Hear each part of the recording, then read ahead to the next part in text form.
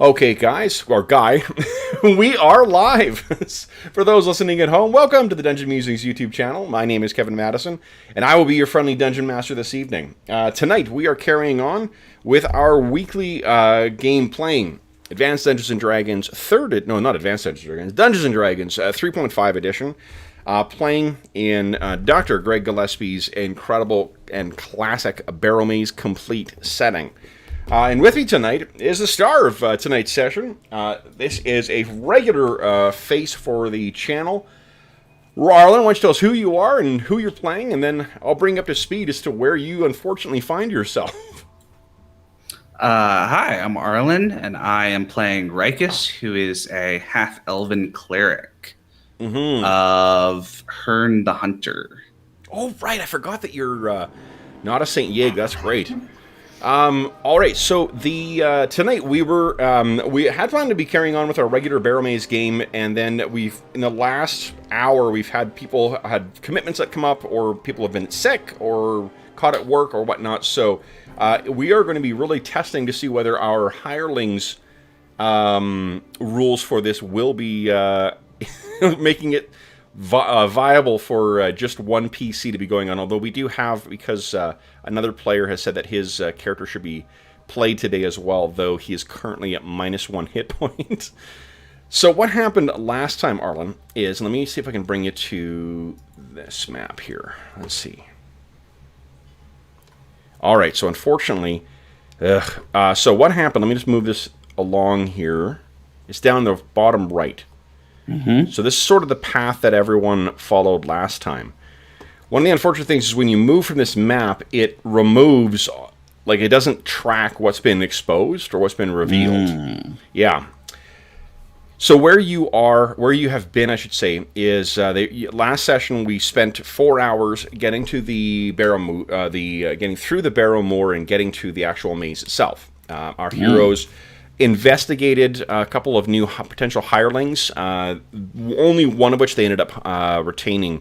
They have a dog named, I think, Bow Wow on retainer now, but John didn't want to take him with him because the dog is unbelievably aggressive towards mages. Which made it difficult for George to feel safe taking the thing along. Classic. So he has retained it, but left it back home.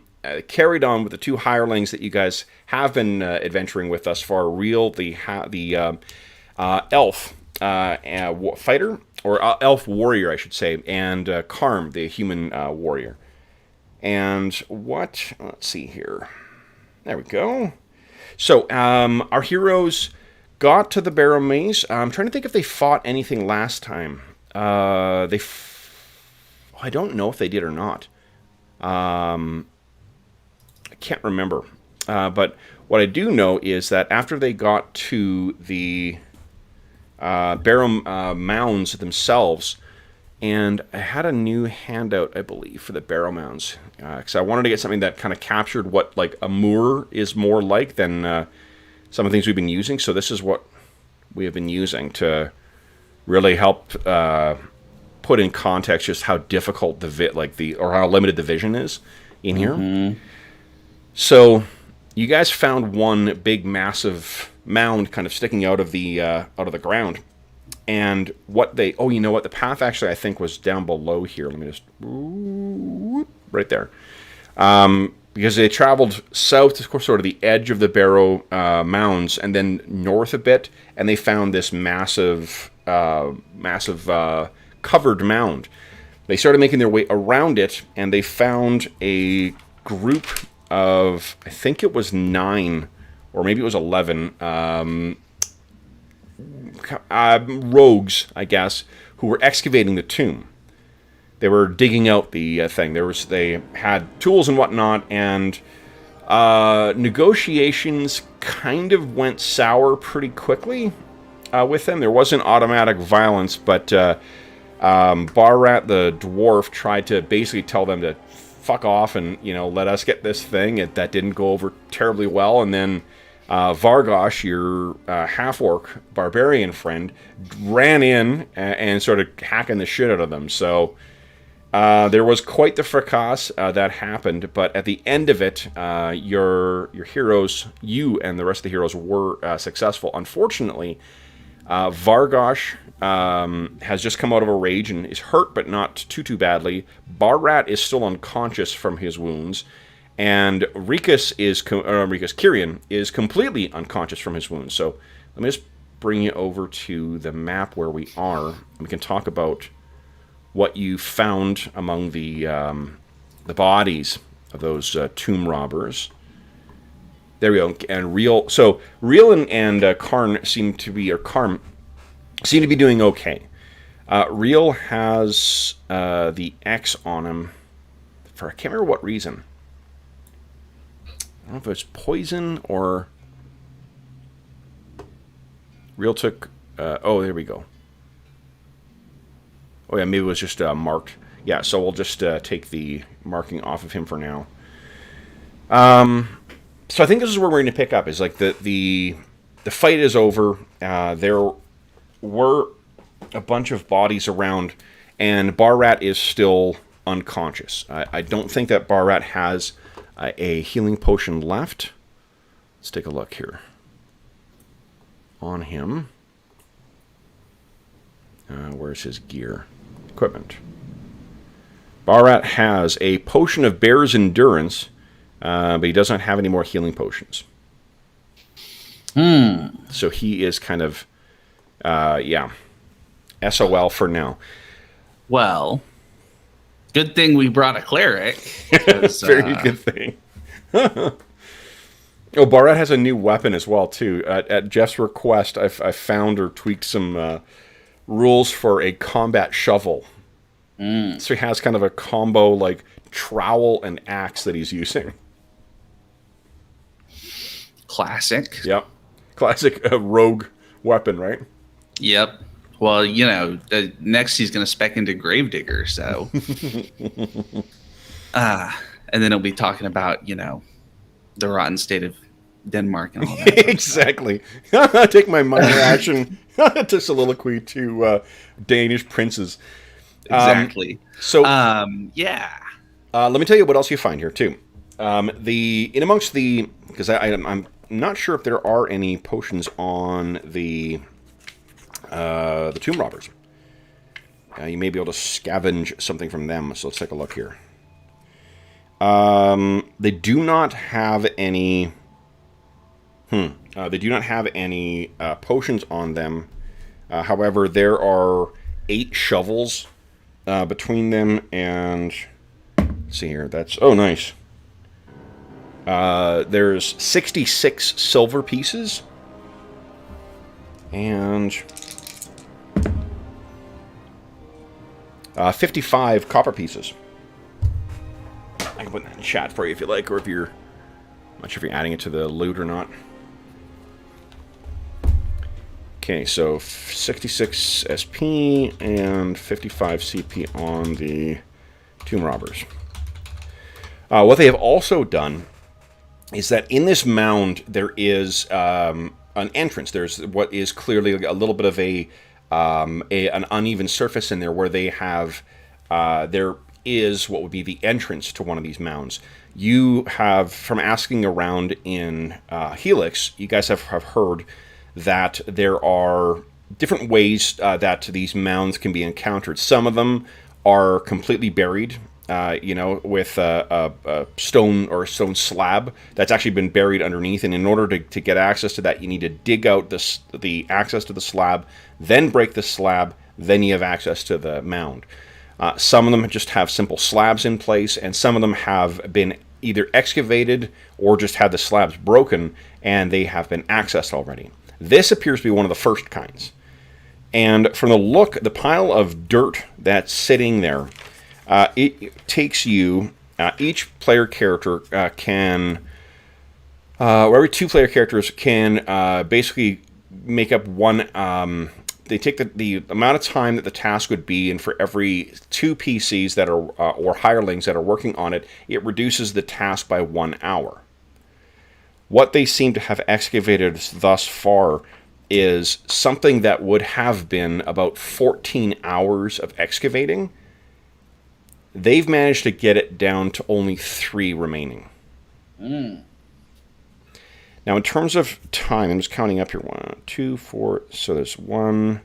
So you are currently, you guys would have left this morning at about, we'll say about 7 or 8, which means that this is now a little past noon. You know it's going to be a 4-hour trip back, and the danger of going back in the dark, obviously, is potentially getting lost. You definitely don't want to be in the mounds at night, because the mounds get much more dangerous at night than they do during the day. The moor is not that case. The moor is just, it's not more dangerous during the night, it's just that you have a much higher chance of getting lost. So, what that means is you got 3 hours of work. If you put yourself and, say, Barrat, or you put yourself and both of the hirelings to work on that, you could actually bring it down to 2 hours. But it would mean that it would push you to about 2 o'clock in the afternoon until you access the slab. The slab is still in place. It'll take you about 20 minutes to get through it with your hammers. So, though that's the circumstance that you find yourself in. You definitely have all the tools here that you would need to be able to access this. It looks like these tomb robbers have taken, or have had a pretty big head start in trying to get access to this place. So, seems like we should work on getting in here. Okay. Since we came all this way, right? Yep. First thing I think we need to do is get Barrat back up, since he's bleeding out right now. Yep. So you just lose 1 hit point, right, for every round while you're in the negative, right? He's actually, everyone's been stabilized. Oh, okay. Yeah. So he's not dying right now. It's just that he's unconscious, so he's kind of useless. Right. And then basically one of the things that I'm wondering is, because I have minor wounds as a level 0 divine spell, but it only heals 1 point of damage, versus the big one is the D8 plus 1 that I get from Cure Light Wounds. So what I'm wondering is if I can sit and just like pump him up for a while, or if I need to use the big one on him. Good question. Let's see here. I've got my player's handbook right here. Okay, so let's check out your cantrip. Is it Cure Minor or... Yeah, Cure Minor. Here we go. Exactly like Cure Light Wounds, only cures 1 point of damage. Oh, Sean said that he is up for joining if you want me. He can't find the Barrowmaze game link. Oh, yeah. Let me just send the link here. Hold up here. Where is the... Oh, it's in... Should be in the Barrowmaze. Is it just in the Barrowmaze game? Oh, there it is. All right. Yeah, I sent it to him. Oh, great. Okay, so we'll just wait for him. Give him a sec to get in, and then we'll see here. There we go. Oh, we found it. Nice. Nice. Let me put the link here. All right. And what I'll do between now and next Friday is I'll throw in like a classed first level character as well too. So Sean's not stuck playing a hireling all the time. Okay. Sean, welcome. Hey. What's going on? Good, not my much. So the, let's see here. We have, you know what? I don't think Steve would mind. Do you wish to play? We have 2 hirelings who are second level warriors. They're basically like slightly less complicated and less hit point versions of the fighter. They're NPC classes. I don't know how much 3rd edition. I guess first off, everybody, this is Sean. Sean, This is everybody. Yeah. Dropped in. It's very kind of you to jump in and join us back in the Barrowmaze tonight. Good for you to have me. Well, of course, you are always welcome. I'm open. So you tell me what's best. I'm ready to go. Your choice. So, do you want to play? You could play either of those characters. One is an elf. Real is an elf who's a hireling, and Karm is an elf. Is a human who's a hireling. The downside of those characters is that they're just, like they don't have any bells and whistles or whatnot. What you could also play is Steve rolled up a sorcerer. Sorcerers are basically like wizards or like mages, only they don't prepare their spells ahead of time. Their magic comes from like an ancestral or bloodline link to some kind of. It might be genies, it might be dragons, it might be demons, angels, things like that. Whatever the source is, their magic is spontaneous. The upside to that is they don't need to memorize this stuff every day, and they can actually cast more per day than what a wizard can. The downside is the amount of different spells they have access to is much more limited. So what that means for you, it would mean that you would have less spells to really worry about or keep track of. It looks like the only spells that this character has are Burning Hands, which creates a cone of flame in front, Ray of Enfeeblement, which weakens a target, and then some cantrips, which are Mage Hand, Daze, or Ray of Frost. So you play, if you don't want to play a spellcaster, either of those NPCs would work for you, until we can actually get you a proper character. What do you think? I don't have a lot of. What are we playing? This is 3.5? 3.5, yeah. I don't have a lot of system knowledge. I haven't done that in a very long time. So I think I'll just go less bells and whistles. I'll go with one of the NPCs. Sure. Who do you want to play, Real or Karm? Let's see. One was. One is an elf. One is a human. The elf has a longsword and a shield. The human has an axe and a dagger. I will go. I don't want to cast aspersions on the player characters as employers, but they've really paid them shit to re-equip. So. So I got to get my grousing on. Nice. Yes. Let's see. I will go.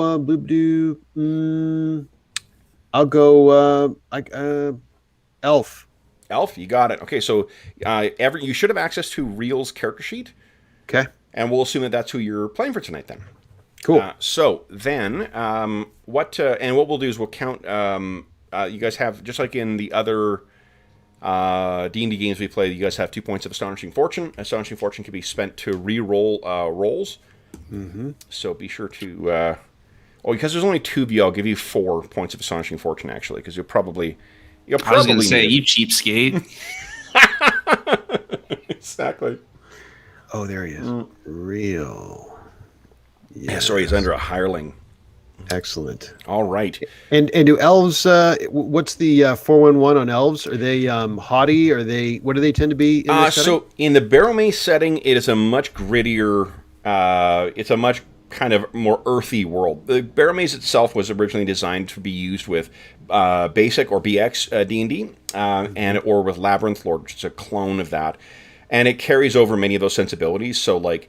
Elves are often found out in the woods, or, they may be, there are, I guess, high elves, but we really don't see a lot of them. But there isn't the sort of, like, Tolkien-esque determinism of race reflecting your character. Like, elves can be and do whatever the hell they want. There are good elves, there's bad elves, there's, just like there is dwarves and whatever else, too. There are definitely some cultural associations, like, dwarves, a lot of dwarven communities happen to be in the mountains, so there's things that things that you would be exposed to that would lend you to being like, really aware of metals and aware of like underground safety and shit like that. But it doesn't mean that all dwarves are gold hungry things, or all dwarves like only shiny metal things, right? That might be what the culture values, but it's not for each. It's for each individual character to play and to kind of claim their place, which is kind of cool. Cool. So Real can be like Real. Definitely, they are. It's the sort of D&D staples of like they're long-lived. They often come from culture or enclaves that sort of where their time has kind of passed. But younger elves like yourself, at the 100 years or whatever stage, they're going to be out and in the world, and you can make your decision as to what your place is. The fact that Real is going out and working for a gold piece a day tells me that there may have been some kind of significant transformative shift in his goals in life. Maybe he decided at some point, me being constantly the fucking gardener for this rich noble elf. This is not what I want to do for 1,100 years. And decided to go out. We have been sort of playing up a backstory between Real and Karm, but we don't know what that is yet. Okay. So you can feel free to embellish on that if you like. Where you guys find yourself is 4 hours travel. Let me just... Oh, this is your first time to the Barrowmoor or the Barrowmaze, isn't it, Sean? Yes. Yeah. In fact, that's probably why I didn't have the link. Because I don't think I've been there. No, because I've copied the game each time too. So like in the 5 different games, then allow me to introduce you to the Barrowmoor and the Barrow Mounds the way we customarily introduce everyone to the Barrowmoor and Barrow Mounds. First up, would you give us a D20 roll? I'm going to tell you what rumor that you've heard. How about I turn to the actual page? There you go. A 5, all right? So here's what you've heard as a rumor. You've heard that interesting, that there was an elven maiden who was recently freed from the Barrowmaze. The Barrowmaze is, so let's talk about the Barrowmaze is located in the middle of a place called the Barrowmoors. And what you know, let me bring you over. The setting for this campaign is the Duchy of Eric, which is right over here. Somewhat concealed by player characters. Let me move them out of the way. Get out of the way, guys. Come on. Jeez. The Duchy of Eric really has very little notable about it. The only things that are notable is the Barrowmoor and within it, the Barrowmaze. The Barrowmaze is said to be an ancient complex built by some long-lost civilization that has largely been a place or a cursed place that people tend to avoid. However, in recent years, there have been, some say foolhardy, some say courageous, some say both, individuals who have, from the town of Helix, mounted expeditions to go out and try and explore there for a variety of different motivations. Some to crusade against an evil that is perceived to lurk within the Barrowmoor, and there definitely is things shifting in the Duchy of Eric. We heard last time how there has been a strange fog that has raised up among or outside the communities of the Thorns Wild Elves. And you've also heard news of a massive, strange-looking dragon that seems to be preying on the regions around the Blue Mountains. The Moon Peaks, not the Blue Mountains. The Moon Peaks, where the dwarven communities are located. And this dragon is said to look as if it was half-melted blades all fused together in the shape of a dragon. They have been calling it Andwar Valdor. And the theory is, or at least the popular theory, is that this thing is a curse brought upon the dwarves. During the past decade, there have been a number of wars in the northern reaches that are where the Duchy of Eric is located. And one of the theories is that this is a manifestation of all the blood that was spilled by the weapons sold by the dwarves to all those various combatants. Not everyone has put stock in that necessarily, but it definitely is it is something that at least some dwarves are very, very sure of. And the sign of a large dragon in the region is never a good thing. But let's talk about the Barrowmoor itself, though. Because in order to access the maze, this isn't a matter of just a hop, skip, and a jump. So this is what everyone hears on their first visit to the Barrowmoor. The Barrowmoor dominates the Duchy of Eric. The moor is a vast, fetid bog, roughly 30 miles north and south, and 35 miles east and west. Within the marsh, an obscuring fog hangs heavily on the landscape and easily disorients the travelers. At dusk, the fog is nearly impenetrable, and the moon casts an eerie glow across the moor. The air feels thick and hard to breathe. The marsh smells of rot and decay. The ground of the Barrowmoor is soft, and footprints quickly fill with dark, peat-colored water. The bog is difficult to navigate due to the tangled and near impenetrable mass of decaying trees, weeds that stand 7 feet high, knotted vines, and deep pools of black swamp water. The moor is an unnervingly silent place. Occasionally, the deep croak of a bullfrog can be heard before it plops into the water, or perhaps the distant caw of a raven. But otherwise, the moor is strangely silent. Stories abound about the monsters and inhabitants of the Barrowmoor, including froglings, strange, small human-like creatures that emerge from the moor to attack caravans or would-be adventurers. Locals also tell stories of pterodactyls and larger pterodons flying above the marsh. Rangers brave enough to journey across the bog also tell tales of lizard men conducting strange rituals around ancient standing stones to the south. For much of the year, the Barrowmoor is near impenetrable, but during the fall, winter, and early spring, the marshland is simply too soggy and water-covered to traverse. But over the last 2 seasons, the populations of Helix, Bogtown, and Ironguard Mott have grown with adventurers in the summer months. So that is the region where you come, and you are where we find ourselves. Is last session, you guys made the expedition.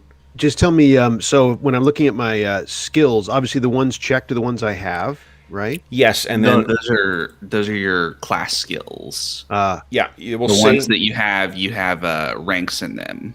Okay, it's hard to read, but yeah. So like ranks, you do not have a lot. As a warrior, you don't get a lot, and as an NPC class, you actually use a subpar set of stats. Okay. There's like PC stats that you would use to assign, and there's NPC stats that most other things get. These guys, because they're hirelings, use NPC stats. Mm-hmm. So it means 0 is neutral, negatives are, I assume, bad, right? Yeah, exactly. Yeah, and positives are good. Correct. And for some things, you're going to have penalties from armor. Because I think you wear leather armor. The things that you are particularly trained with, I think, are... Oh, let's see here. Spells, skills. Here we go. Actually, let's go to all. It's easier. Oh, yeah. Then I can scroll down. Yeah. Okay, so your skills... your ride is pretty good. Your search. Yeah. This version of D&D divvies up... There's a lot of minutia with the skills. It's more closer to like GURPS or like Hero, where there's a lot of things like there's a spot skill, there's a listen skill, there's a search skill. Gotcha. Yeah. But with each level, you get a chance to spread, different amount of skill points around. Cool. Okay. So where you guys are right now, to reach the Barrowmoor, absent you guys getting lost, is normally just a 1-day trip. It is you can spend 4 hours traveling to get to the Barrow Mounds. You can venture around the Barrow Mounds, or if you've got access to the Barrowmaze, which no one has yet, no one knows where the actual entrance to this place is. You can get there and get inside and then do your explorations, but the plan usually is, unless you are taking very great care, is to not come back. This campaign uses random encounters that happen on a periodic time basis, and if you make noise. So if you smash through a wall, if you get involved in using, if someone wisely uses a thunderstone in a fight, that for sure is going to, trigger another random encounter roll. Okay. So it's sort of a, what we were talking about when you came in.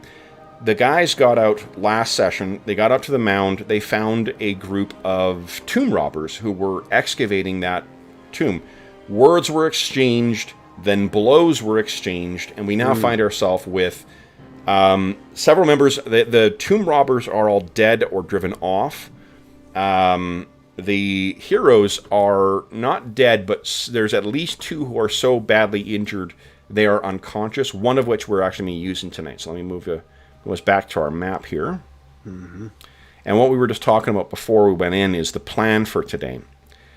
what or Arlen, do you want to do the summary? I've been talking an awful lot. Do you want to tell them what the situation is and what you guys have to decide? Yeah, so basically there's some more time. If we can get all of us up and working and watching and all that sort of stuff, we've got, I think it was 2 hours left of digging to uncover. If all 4 of you work, it's 2 more hours to finish excavating down to wherever the stone is on this mound. Yeah, 2 more hours of work if we all start digging, and then we have to break through the slab. But that gets us into one of these barrows, which is where the treasure is. The treasure. Although right now Barrat is not looking so hot, so I think we were trying to figure out what we needed to do to get him back up. There's 4 of us total in the party right now? Yeah, there's you and me, and then there's Karm and Barrat. Gotcha. Karm's the other hireling, and Borat's what's his? Yes, I made that thing too. Barrat is a dwarven rogue, so he's like a thief. But he's currently at D&D 3.5 has the negative hit point thing. So like if you reach negative 10, you die. But you don't start when you get healing. It doesn't start at 0 and go up. It starts at whatever you're at, negative. So like he's already had I believe a spell cast on him, and he quaffed his last healing potion. Some rogue. He should have ducked. I think he was the one who actually instigated the fight, and then it was your half-orc barbarian who sealed the deal when, before the tomb robbers could respond to the threat, he went and decapitated one of them. Nice. Yep. All right, so I'm just checking to see about how many cantrips. I think that in this edition, you are limited in how many cantrips you can cast per day. It's not, but I could be wrong about that, so I'm just going to look at. Oh, what are you, Rikus? You're a wizard. What are you? I'm a cleric of Hearn the Hunter. Got it. And I have basically a full heal spell and a heal, essentially a cantrip, a level 0 heal thing. And I'm trying to figure out if I need to pop the full spell or if I can just do a bunch of little taps to get Barrat back up. Okay. Because obviously we might need the big one. Right.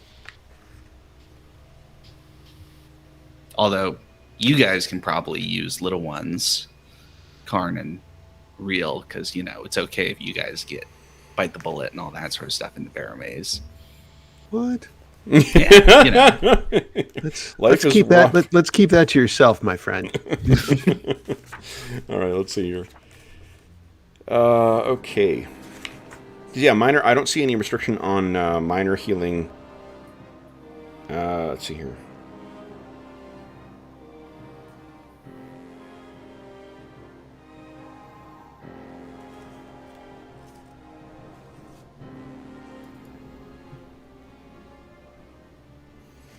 All right, you know what? Let me look at my rules compendium here. So I bet you it's got an easy thing here. Spellcasting, here we go. Starting to casting spells. Targeting spells. Where is it? There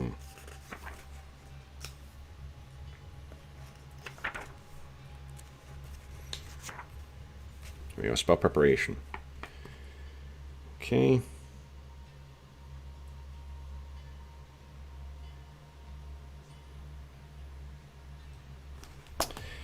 All right, can't see it there. Give me 2 more moments here. So what are you guys thinking? Are you going to, I guess, does it depend on whether you're going to have access to... Well, it probably depends also. What time is it now? Noon, did you say? It's about noon right now, yeah. Yeah, And it's a 4-hour, assuming you don't get lost, it's a 4-hour trip back, and there will be... you will have to make survival checks to navigate your way back, because it's a little bit tricky going through there. All right, let's see who has any skill with survival. Not Karm. I don't think anyone other than Will's character actually has any. So Barrat's got a +1 right now. Rikus. I got 0. Has 0. Yeah.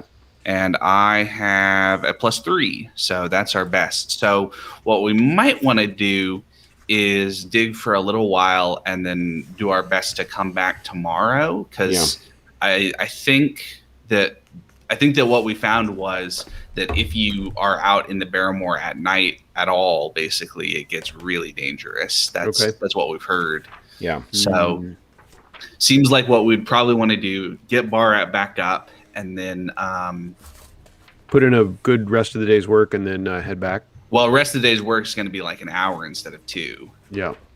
But put in some work basically, and come back tomorrow probably. That seems like that's the thing to do. Fair enough. The treasure will hold.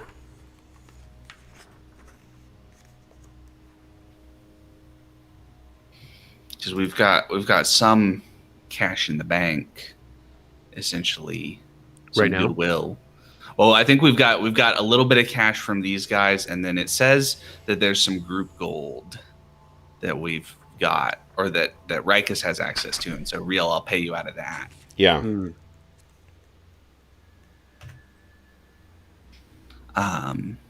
Do hirelings get a cut of the treasure? Hirelings do get a cut of the... No, hirelings do not.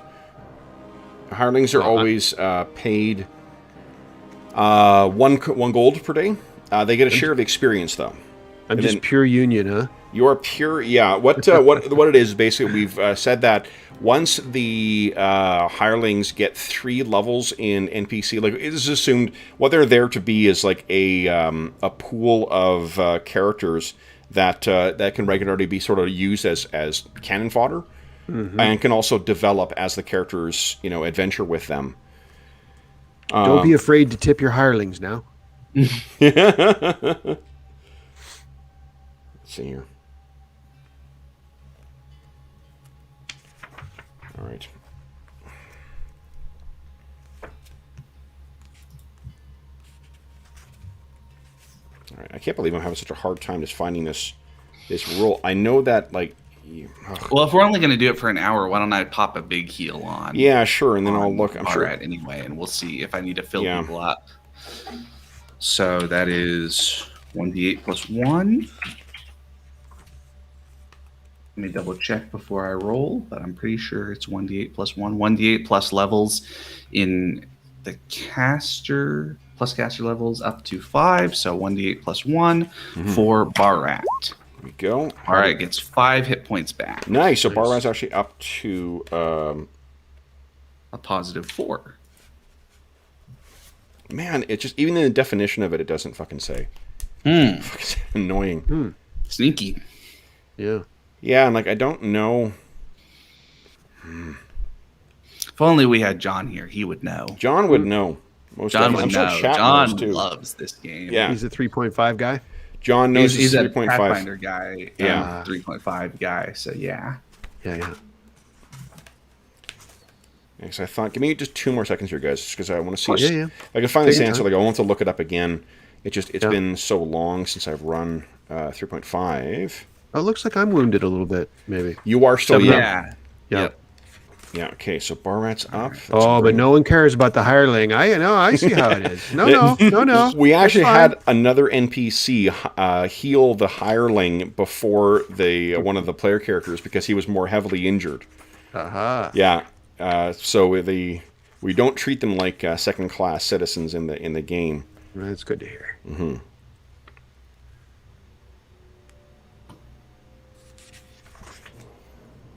Okay.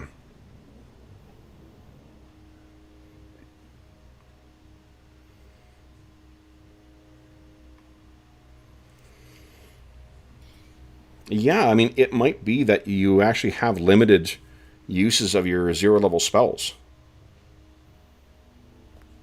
I can't find anything to say contrary to that where you just get unlimited spells. It seems really restrictive, but I don't, it may just be it's been so long since we played. That's fine. Well, and in the event I have this wrong. That's interesting, though, because I completely forgot And I think you have more versatility with it in Pathfinder, so you get more bang for your buck with it. But I would let you spontaneously cast your 0-level cantrips, though. So, because you can always convert them into a healing thing, basically you could convert it into, 3 healing? I could do 3 minor wounds. So I'll just give 1 to each. Everybody gets a hit point back. Okay. So Barat's at 5. Okay. Harm is going to be at 9, and I'll let Sean do Reel's HP. To get 1? Okay. All right, so you administer a bit of your healing grace around on everybody. And what do I get? Sorry, Arlen. What was it? 1 hit point. 1 hit point. I'm saving the big ones in case we run into something. Roger that. Nice. All right. Well, then... Hearn the Hunter says nothing like a good day's work to get your blood pumping and get back on your feet. So the nice thing is digging will not make noise. Nice. Okay. Once you get but it's time, right? There's wandering stuff. Precisely. So. Yeah. Yep. So and then it's every 20 minutes I make a roll. And I did them ahead of time. I've got us 2 days worth of random encounters now. So nice. Okay, so let's do your first hour is uneventful. And Sean, if you want to picture what the Barrowmaze look like and just how much the fog obscures your vision in here,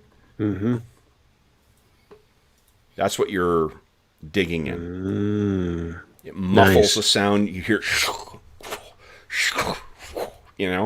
and you're all doing it, I think, in near silence. Is anybody bothering you to keep watch, or are you just all working like crazy here? It seems like someone should, eh? Maybe the most wounded? Yeah, we got a Barat keep watch. Yeah. Since he's wounded, and he looks at you with ranged weapon? Sad puppy dog eyes and looks at his two-handed combat shovel. But it's so good for digging.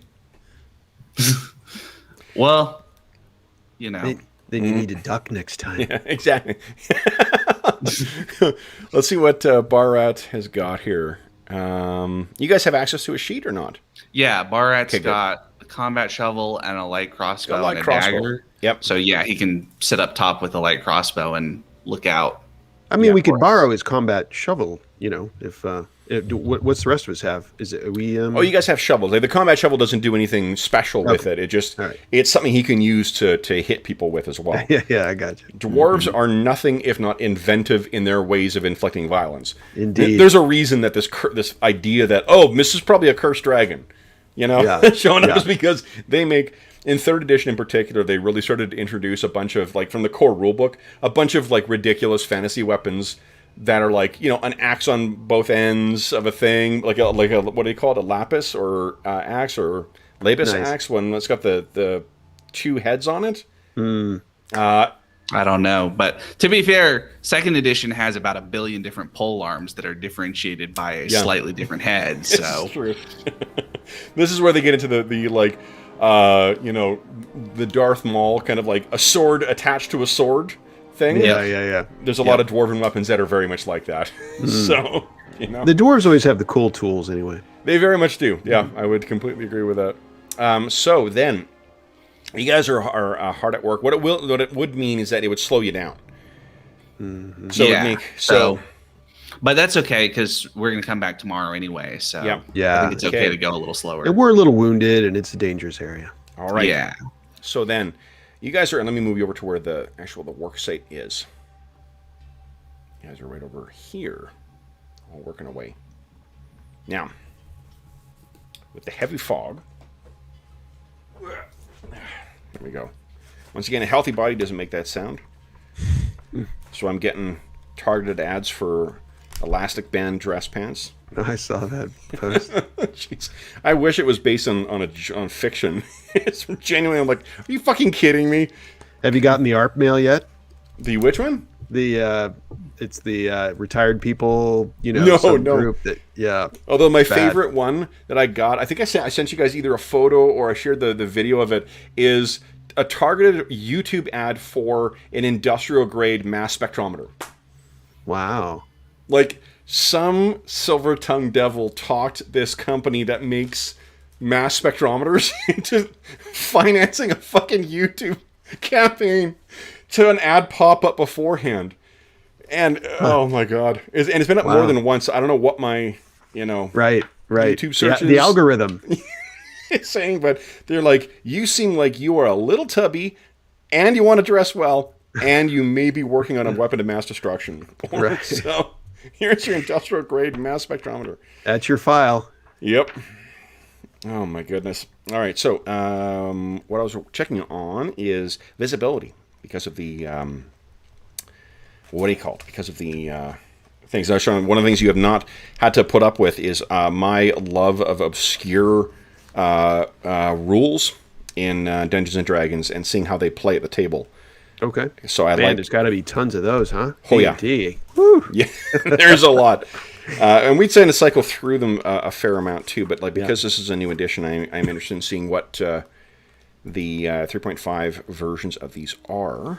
A lot of times they end up being kind of carryovers from previous editions, but in some cases, because this is a little tidbit, because about half the design team came over from Iron Crown Enterprises, or that's where they cut their teeth. They had kind of a Rolemaster sensibility. There are some changes that were more in line with the way Rolemaster did things than the way that D&D did things before. So, let's see here. That, famously streamlined game. No doubt. One thing I will say, I think I mentioned this before, but one of the things I will say for the Rolemaster community is that they are the nicest, enthusiastic fans I've dealt with. I've gotten such really helpful and comprehensive emails from people who have said hey, here's a bunch of ways. I heard your podcast about Rolemaster. Here's ways to help and make it easier. That's cool. Yeah, it was really great, and really cool material that they've shared as well too, like a bunch of house rule stuff. And that made it on your last list, didn't it? Rolemaster was on your... Rolemaster's still on there, yeah. Yeah. Yeah, it's because it's been so many years since I've actually seen it at the table, and I'm pretty sure we never really played it rules as written. And in comparison to a lot of the games that we have played with right now, it really is the myth of it being so complicated because you got to look at charts for weapon damage, and you got to roll on a chart for certain kind of maneuvers. That makes it seem, and it's a tedious kind of number crunching thing to make the character, but at the table I'll bet you it plays quite well. And it's one of those games that has 40 levels of advancement, and where you really come into your own is the 6th to 8th level, and I never really played that long. I killed characters well before we ever got there, so I've never really had a chance to really experience the full game either. All right, so what I rolled is okay, so what I'd like you guys to do is the distance for what's going to be happening in this second hour. What I would like you guys we were only digging for 1 hour. You're only digging for 1 hour and then you're going to be gone? Yeah, today, because we are going to come back anyway. Okay, yeah. Okay, that makes sense. Sorry, that wasn't clear. No, that's that my wasn't fault. clear. No, that was the plan, is to do about half the work today and then come back and do the other half tomorrow. Yeah. Okay, so if we can reach back here, because... Yep, because it's always a crapshoot.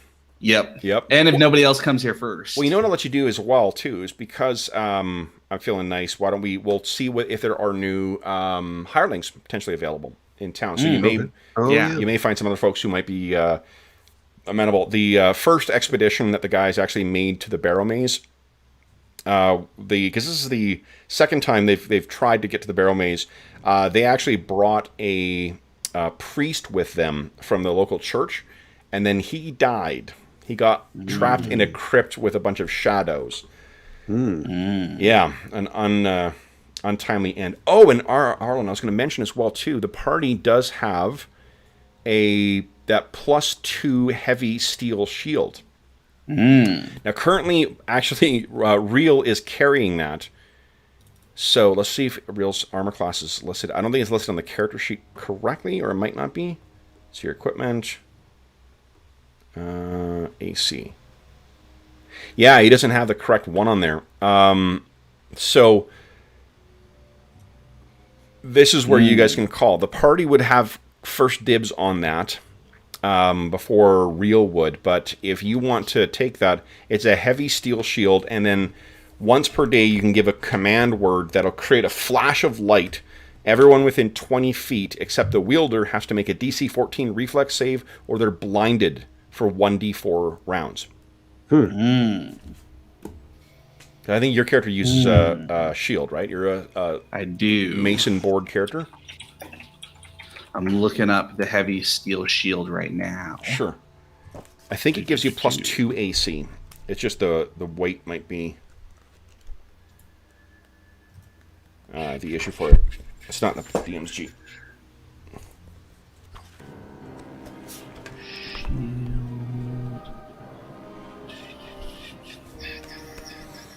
Okay. It's in. Let's see here. I have the PDF open, but it hasn't been optimized since like 2003, so it's chugging. You don't say. Yeah. Okay, here we go. The shield. Yeah. I can tell you 1 second here. It's there we go. Okay. Heavy steel shield gives you +2 armor class, and this is a +2 shield, so that'll give you +4 to your armor class. It has the armor check penalty of -2. That would actually be -1 because it's a masterwork shield to be enchanted. So -1 to the armor check penalty, 15% arcane spell failure, which you don't give a shit about. So, and it is, what did I say, 15 pounds. 15 pounds? Yeah. I can carry that. And you guys have a sled that can cover 300 pounds of weight as well. So if you want to toss something that you're carrying onto that, you can do that as well. You have John to thank for your... Oh, we did have...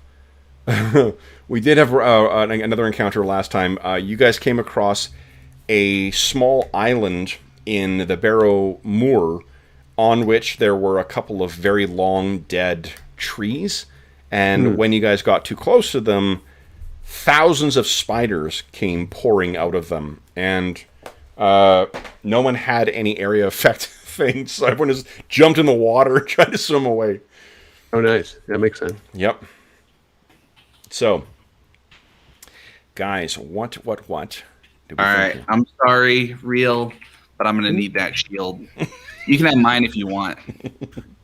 What is your shield? Is it a light shield? It's a heavy wooden shield. Oh, so actually it would give Real, you currently have a light steel shield, I believe. I do. Yeah, so a heavy shield would give you one more bump to your armor class. Okay. And is it weight? Is there a factor? So weight-wise, 10. light steel is 6, heavy wood is 10. Yeah.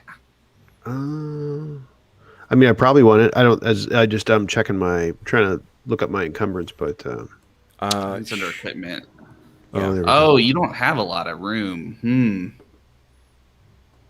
Because you got... What's your strength?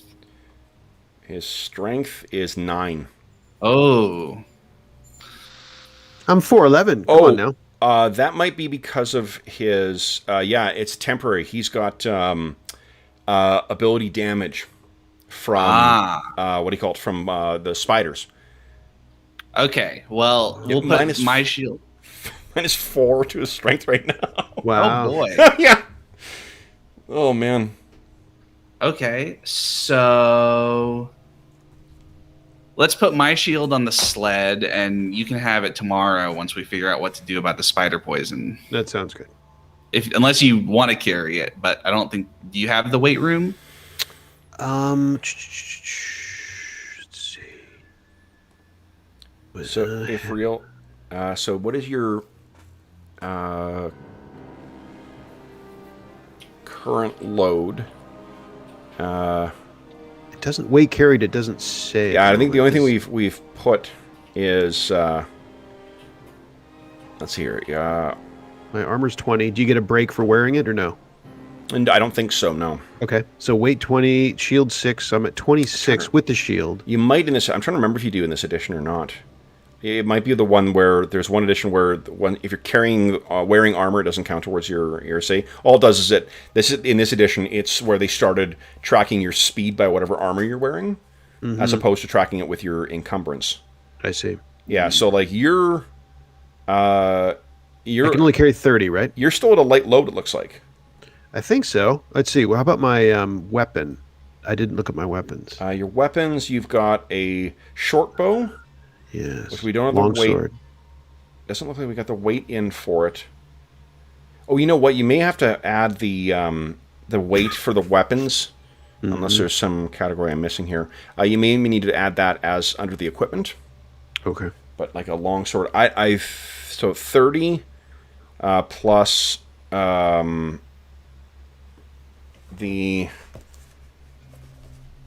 light steel shield is 6, and you're wearing what, leather armor? I think. Yeah, and that says it's 15 pounds actually. Or wait, you got studded leather, I think. Studded leather. It Yep. says weight 20.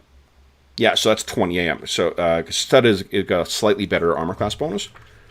So I'm bound to be over 30 because that's 26 right there. Oh well, but I'm replacing the shield. Well, no, I'm keeping the shield. So 26.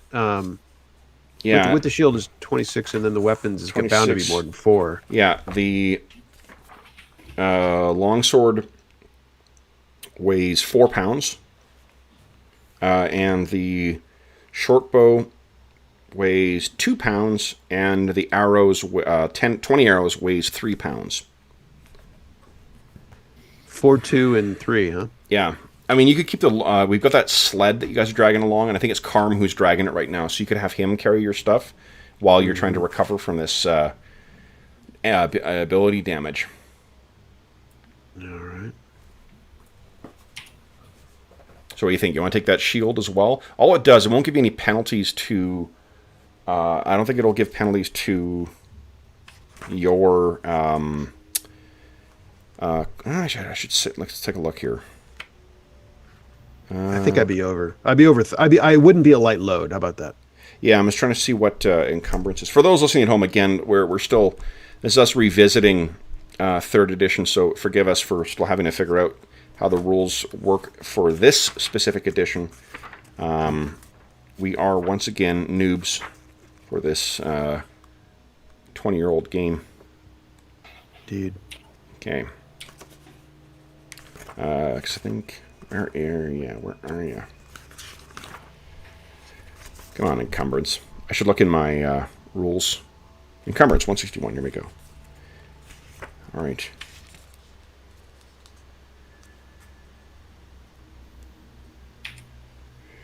Okay.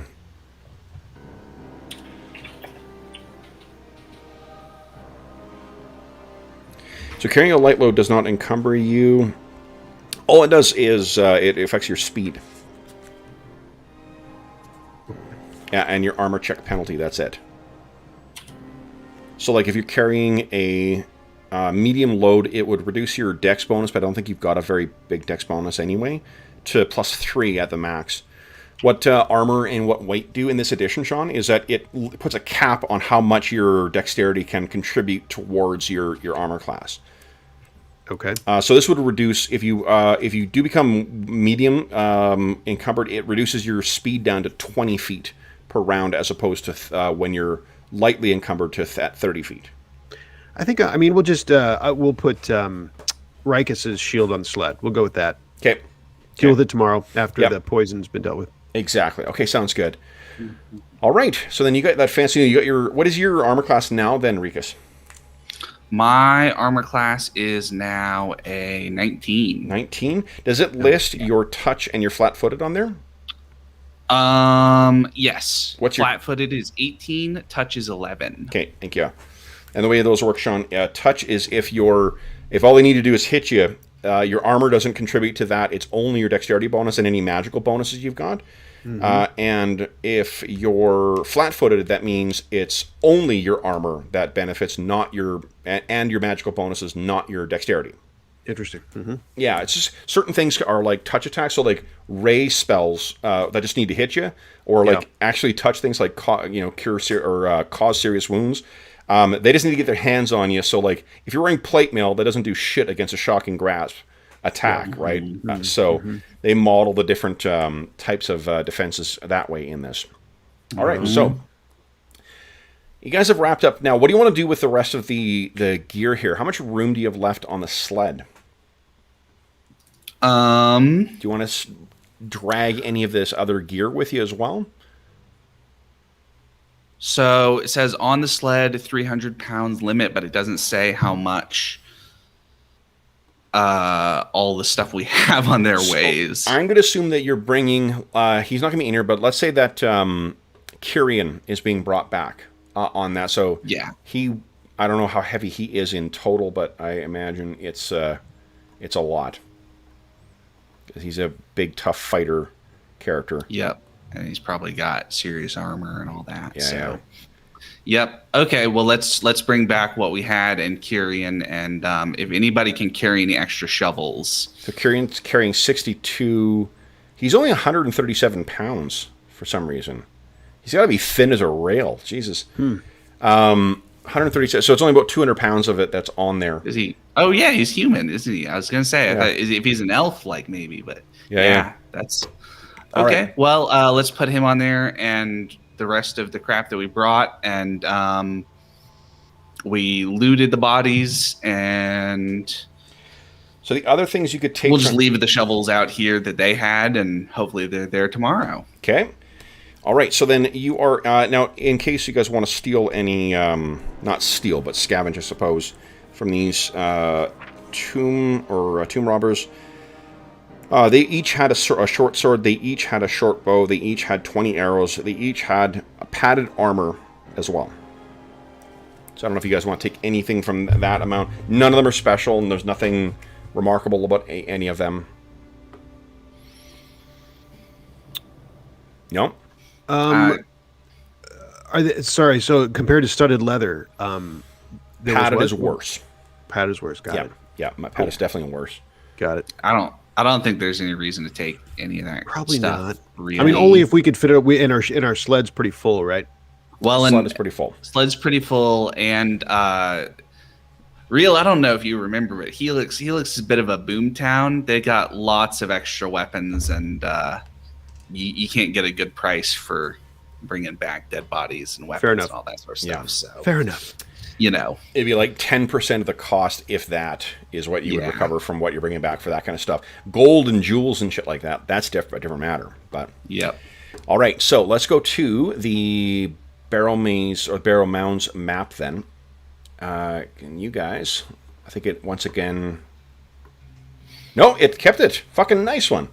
Nice. That's awesome. What happened? Okay, so see down here, we're using the version of the dynamic lighting that it will it'll not only show you where you're around, but it is in explorer mode, so it reveals what you're seeing, so that way you guys can know where you've gone.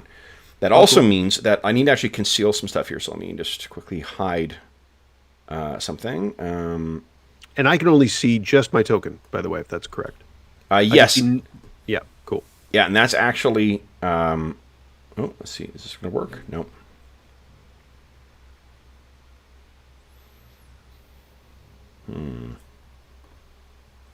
Oh, okay, here we go. Perfect.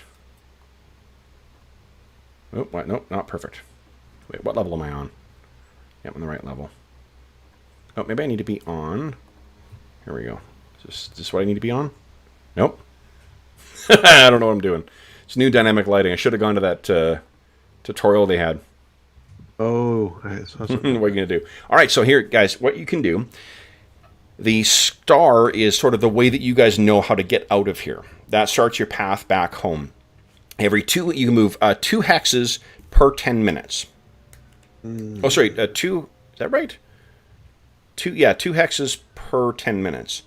So go ahead and move yourselves 2. You think we just go as close to straight back as we can, Real? Looks like it's 6 hexes straight back. Let me also... That's okay with me. You've been this way before more than I have. I will trust your judgment on this. That's actually not true, but okay. In a meta kind of way, you've been... Somehow it seems like you know what's going on. It seems like you have a better feel for it than I do, so... Yep. So I've drawn a little mound on there so you guys know that there is a mound there. All right. Well, we will do... And I can only see, I can only see my hex. So where do I go to follow you? Do I... Oh, no, actually, it's the party token. No, wrong way. Oh. Yep. Yep. Other direction. Okay. So 1, Yeah, you do it. You do it. 2. Okay. Cool. Oh, it's because it's in. I thought I accidentally grabbed the mound, but it's because it's in darkness now, and so we can't see it. Yeah. So then, oh yeah, because it's concealed again. Right. Mm-hmm. Okay. So then, go ahead and as you're making your way through the shrouded area, you cannot see anything. And we're still in the Barrowmaze, right? This is the big. This is the mounds. This is what look like this. When you get into the moor, we'll show you what the moor. The moor is a swamp, a fetid and dangerous swamp. So things will get much more interesting there. This place is just sprawling like miles of mounds, of burial mounds. Somewhere out there in one of those mounds, there is an entrance to the maze. If anyone has gained access to the actual maze itself, and there is a guy in town, a guy named Alistair, who has completely lost his mind, who sits outside of the Brazen Strumpet, the tavern in town, who now with 3 dogs, who apparently was in there, and then all of his adventure companions were killed, and he was brought out, and he has not recovered since. So. Then it is, you can go ahead and move 2 more. All right. 1. Oh, stop there. Oh, stop there. Whoops. Whoa, Okay. Arlen, whoa. So, you hear from, now, let me see here. Would each of you kindly give me a listen check, please? No modifiers to it. Listen. Oh, my listen's pretty good. Because I'm a half elf. And it will prompt for, it won't for this, but when we do combat, it'll prompt for just a shit ton of modifiers. Great roll from Rikus.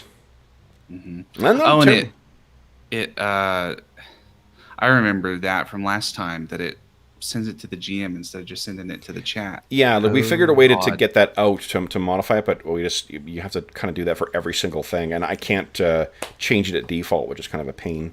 Both of you passed, which is great. So what you can hear is, let's see, what direction is it coming from? Okay, so from behind you and to the south, you can hear the sound. Now,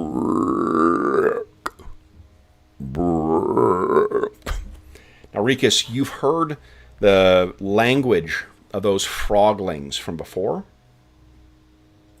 and this is not like that. This sounds something much larger and something with a much larger chest in which that croaking sound can rumble around. And you hear a thump, thump off from that direction. Let me just quickly set up a map here for you guys. Let's do... Keep the objects, get rid of that, duplicate.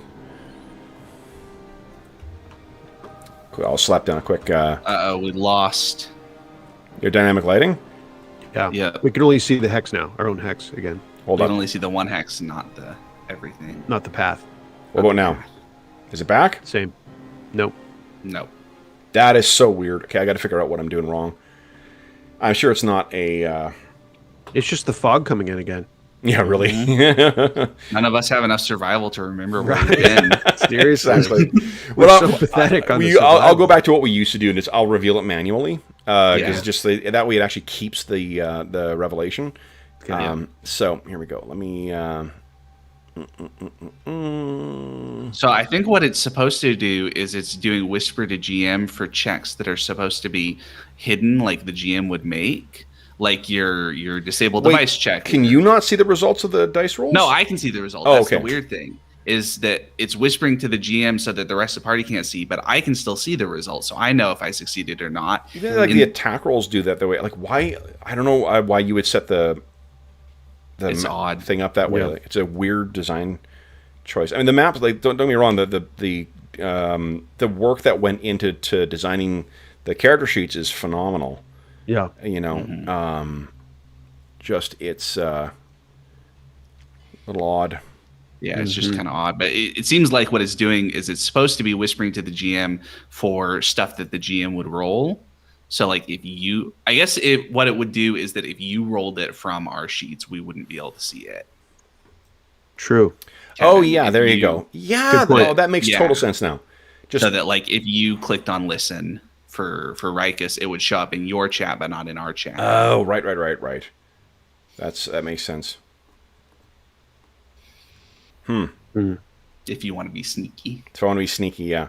I mean, I think a lot of them are set up that way too. Yeah, it's a lot of the skills. The knowledge, all the knowledge. But, yeah, it's like all the knowledge ones and stuff like move silently and okay. Stuff that you wouldn't just know if you succeeded at, I think is the idea. Yeah. That makes total sense, yeah. Okay, so let's see here.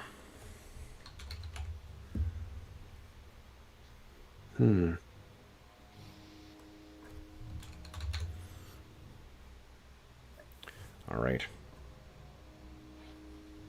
It might not be too hard to make a quick change to.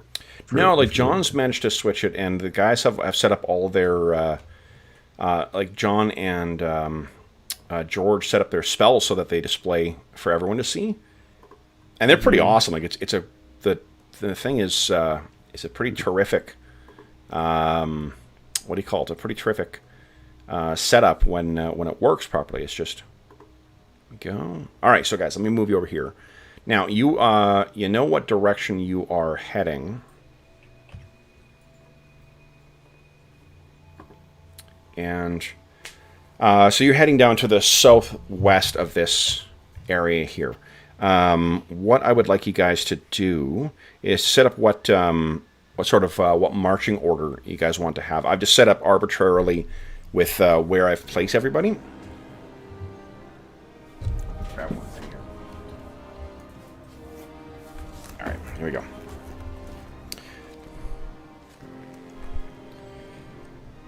Oh yeah. Okay. So, guys, does that work for a marching order? I was looking at spells. Let me check. Sure. Rikus up front, Real next, Karm, then Barrat, or sure. Yeah, sounds good. Okay. All right. So then, guys, what you hear as you turn around? Let's see if I have.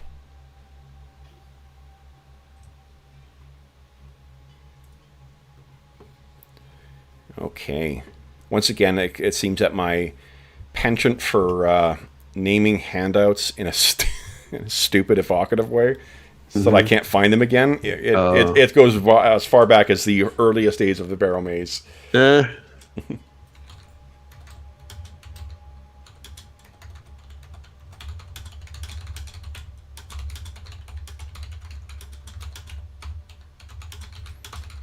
All right. This, guys, is what you see land about maybe about 100 feet, not even that much, away from you.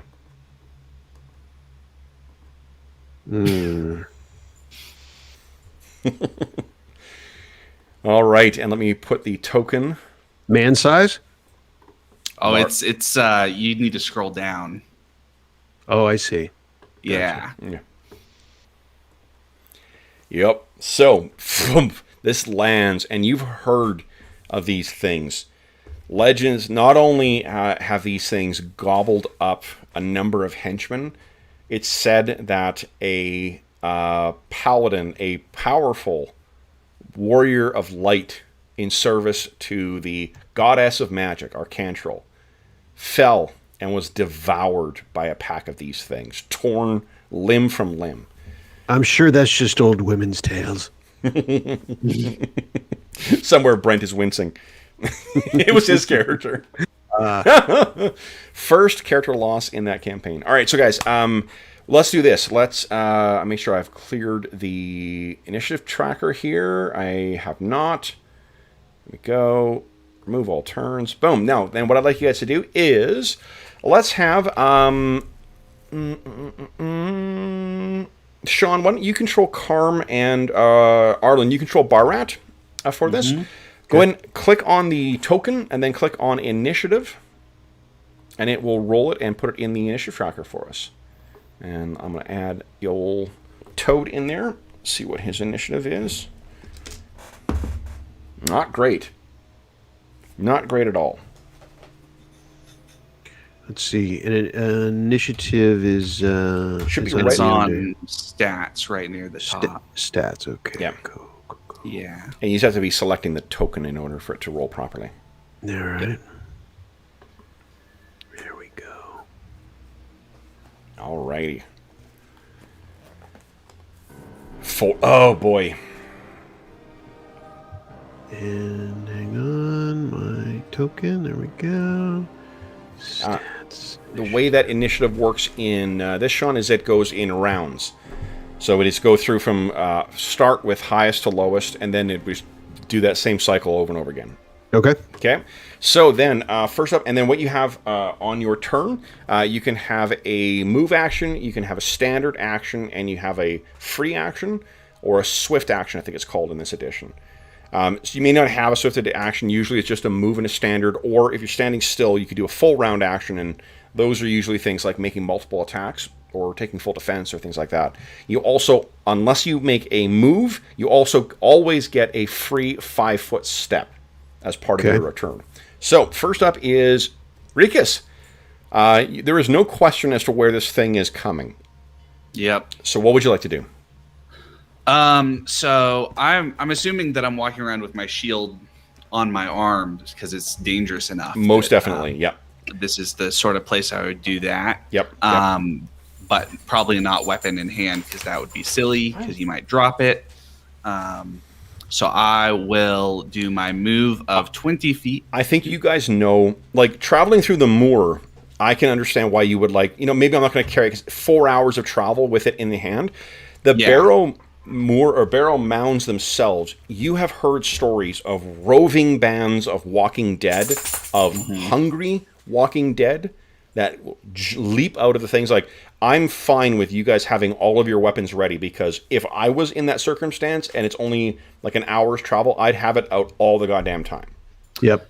Yeah. Well, so except that Rikus, because he is still, or Rikus, because he's still a cleric at level 1, he can't draw it with a move action. So I think he's going to leave his hand free to heal people. Oh, got it. Have Okay, it, so in case, have it available. All right. So he's going to do his 20 feet of movement up to Barrat. You know what? That's some great suboptimal tactical play in favor of role playing. I will definitely give you another point of Astonishing Fortune for that. All right. Well, and then I'm going to heal. Anna just came in, says hi to everyone. And what's up, Anna? She's insistent on me giving another one. Eh? Yeah. It's hot weather's not been great for her either. All right. Barrat gets another 8 back. Nice. He's at 13. Very nice. And then that's the end of Rikus' turn. Turn. Oh, and you moved over to touch him. Yeah, got it. Yep. All right. What is your and tell us what it looks like when Hearn manifests his glory and you cast a heal in. So there's a sort of it's like a sort of swirl of winds and the kind of leaves and the grasses and stuff like that around Rikus that kind of swirls up and sort of tousles Barrat's hair. Nice. All right. Then it is Barrat's turn. What's Barrat doing? And what do you think? Would he have his crossbow out, or would he have something else out? I think, given the limited visibility, that he would have his combat shovel out. Okay. Just because that seems like you don't have a whole lot of room to use the crossbow. But yep. Okay. Okay. And then Barrat is going to... His move is a 20, I believe. Move is a 20. So he's just going to step up a little bit. Yeah, he's going to step up a little bit and ready his combat shovel to whack somebody who comes close. Okay. Excellent.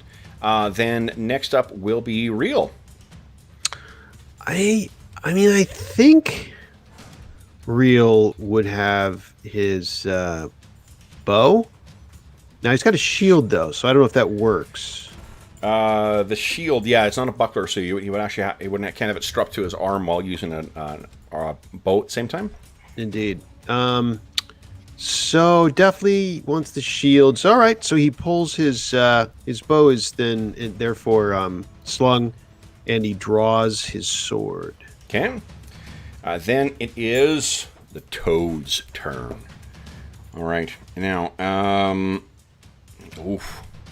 And he'll take his step. He'll take his... yeah, he could actually move up to 30. So he can move 6 squares if he wants. Let's see. 30 feet. Come on. There you go. All right. Okay, so the toad, it is going to leap. 1, 2, 3, 4, 5, 6. And I guess, is it going to double move? So I'm actually gonna charge. Poop, poop, poop, poop. It leaps again, but then it is. Oh, I have to go there. So what a charge is. Oh, if Anna will let me get. She loves the rules compendium. Big fan, right, sweetie? Aren't we all? Really? Seriously. A consolidation of rules. It's a DM's fucking dream. All right, so what a charge is when you have to make a straight line, move at least 10 feet, and then can make one attack. The attack, certain weapons can give a double damage bonus if they've been readied against it, +2 to hit. But you guys have it is -2 to AC until the start of its next turn. So it leaps in, its giant mouth opens, and that tongue lashes out. And I can hit both real and bar rat. I'm going to roll randomly. 1 to 3, it's bar rat. It's not bar rat, it's real. Real, what is your current AC? The current AC is 15. 15, okay, not bad. That says it. All right, I got +2 to hit you, though. So, whack. Ooh, 22 is going to hit. Real, you are hit by this thing. It's not a lot of bludgeoning damage, but I do get a chance to try and grab you with my tongue. So let's see here. You take, damage-wise, only 1 point of damage. Okay. So it's the concussive effect of it is not enormous. Then it gets to try and grab you. So grappling in this is notoriously complex. What it is a base. It's grappling in 3.5 is sort of like the thing that people like referring to as being the reason grappling doesn't work in games. Okay. It's an improvement over the 2nd edition rules for it. That's funny. Okay, so what we need to do is grapple check is like a melee attack roll. So it's base attack bonus plus a strength modifier. And oof, his strength modifier is quite high. All right, so for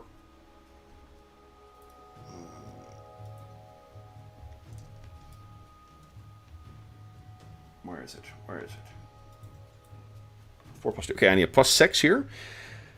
And so yours would be your base attack modifier, which is +2 for you, real, because you're 2nd level. And then you add your strength modifier, which is currently, I think, a -1. So you'll have +1 to this roll. I'm rolling?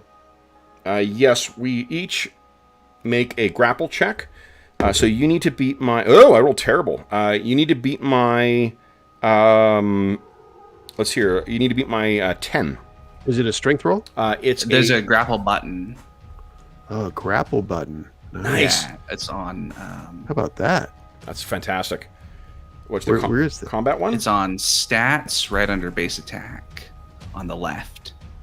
Oh, look at that. Yeah. Okay. Yeah. So this thing hits you and it's going to try and draw you in. Let's see if your strength, come on. Oh, now 1! Oh, no! Do you want to spend Astonishing Fortune to reroll that? I mean, I kind of like the idea of being pulled off my feet in a story-like way, but am I going to die? Mechanically, do I have to do this? what the grapple often means is that if it's coming from something other than that, is attached to something that bites, it often means they can then automatically do get you and do damage with their I better roll. chompy bits. All right, from 4 to 3, and on my Astonishing Fortune. So you guys have 4. Well, because you guys got the extra one from the good roll. Oh, brutal. My God. One better. So Shit. brutal. Oh shit. You are dragged in. Wow. And secured in this thing's mouth, which then proceeds to.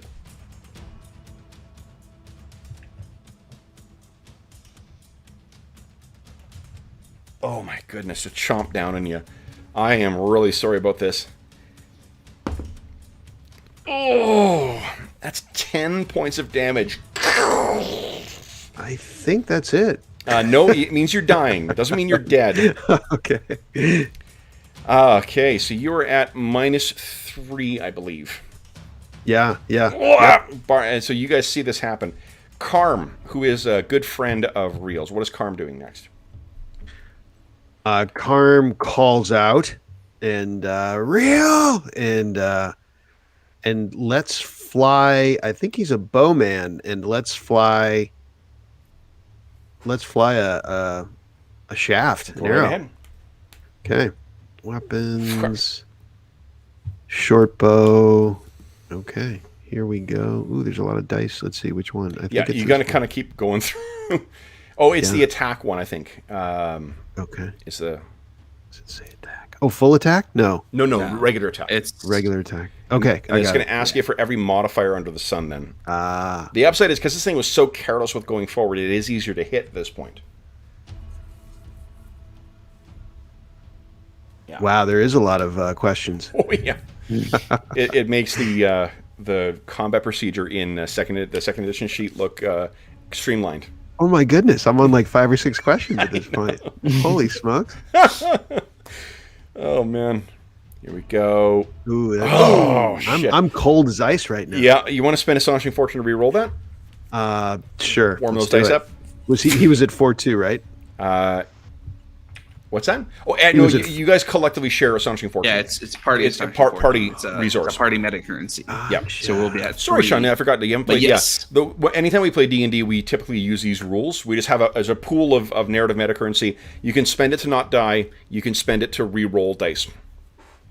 Gotcha. Okay, Man. not damage, but you can. Should we be spending these, Arlen? This is like to not die too. Well, so high efficiency spend early in the fight to finish it off versus late in the fight to, once you've gotten hit a couple times. So I think you should spend it to try to get a shot in with Carm. All right. Let's see here. So I spent it, and here we go. Half an hour later, we'll see your roll. Questionnaire. Are you on the corner of 6th and Lexington? No? Right. Okay. How about if you're on the... Oh my God. Oh, no. Dude. All right. Clearly his panic of seeing his friend nearly consumed. And the fog and the whole, it's just nonsense. It's just Rikus, what are you doing? All right. Is Real still like the thing is chomping on him actively? Yep. Oh, you can see his legs like going, Yeah. He will have dropped his shield is hanging on his arm still, but he would have dropped his longsword. Yeah. There's some elven curses muffling out of the frog's mouth.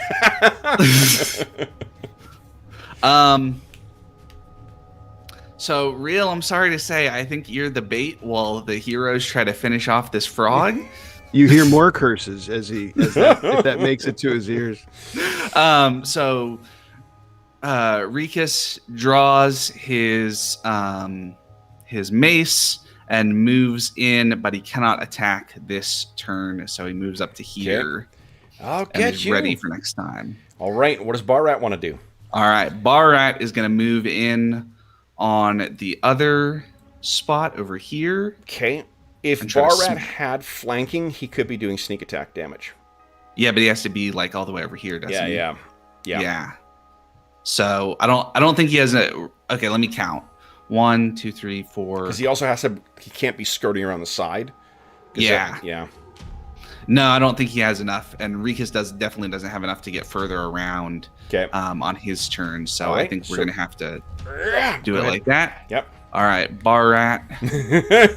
Exactly. For 1 gold a day. 2. One no thousand flank, gold. no attack, no damage. 2 days as a henchling. is more than 1,000 years as a gardener. Oh! Gardening never looks so That good. is a solid hit by Barrat. He races up, wow, and slams that combat shovel of his into the side of the head. And guys, boom! Big hit. Blood spurts out of the side of this thing's head, and its tongue kind of like goes back in its mouth, and it drops real to the ground. Covered in slime and nonsense. Yep. Giant bite marks on him. All right, so now real. In 3.5, there is a 10% chance that you will stabilize spontaneously. So why don't you give us a percentile roll? Okay. People can also administer healing to try and stabilize you. You're not stabilized, so that means you lose 1 hit point. You're down to -4 now. Okay. Okay. Then where do I die again? Minus 10. 10. Got it. Yeah, You got to get those platelets working, buddy. Seriously. Yeah. Clot, damn you, clot! Yeah. All right, then it is the Toad's turn. All right, the bar rat is the one who hit him and hurt him, so I don't see any reason why it would not try and attack him. Sorry, Jeffrey. Barrett's AC is a 14. 14, okay, so I need to roll a 9 to hit him.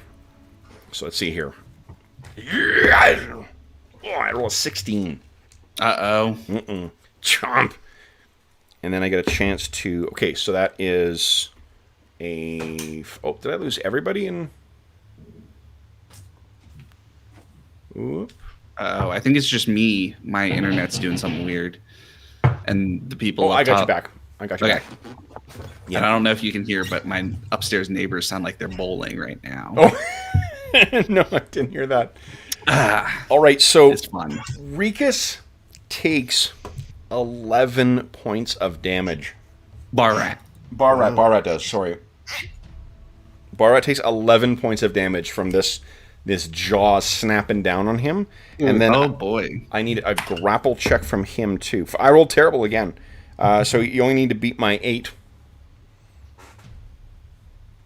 Did it roll? It may be prompting you for modifiers. Probably.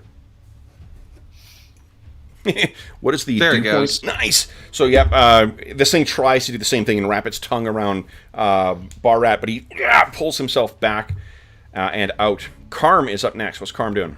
Now, because there is other people in melee, Karm would take a -4 to hit with a range attack. Let's see. And Karm's chances to hit look like a... So he can ready an action as part of an attack, or part of a move action if he wants, because his base attack bonus is +1 or greater. So he can actually move, draw his weapons if he wants to get in, and it's a free action to drop weapons. So if he just wants to just drop his thing to the ground and try and get in, he could also go and stabilize Reel. He'd have to drop his bow, but he could move in there and make an untrained healing check. It's a DC 15, but if he gets a 15, then he stabilizes Reel. Yeah, they're buddies. I think they're buddies, and the Toad's too surrounded at this point for a risky shot. So he drops his bow. Okay. And heads over. So go ahead and give us a healing check then, please. Okay. That's a skill, obviously, right? Yeah. Yeah, sorry, heal, is a skill. All right, here we go. Come on. No healer's kit, I assume? You guys I don't think you need a healer's kit to stabilize. Okay. They just asked me, that's why.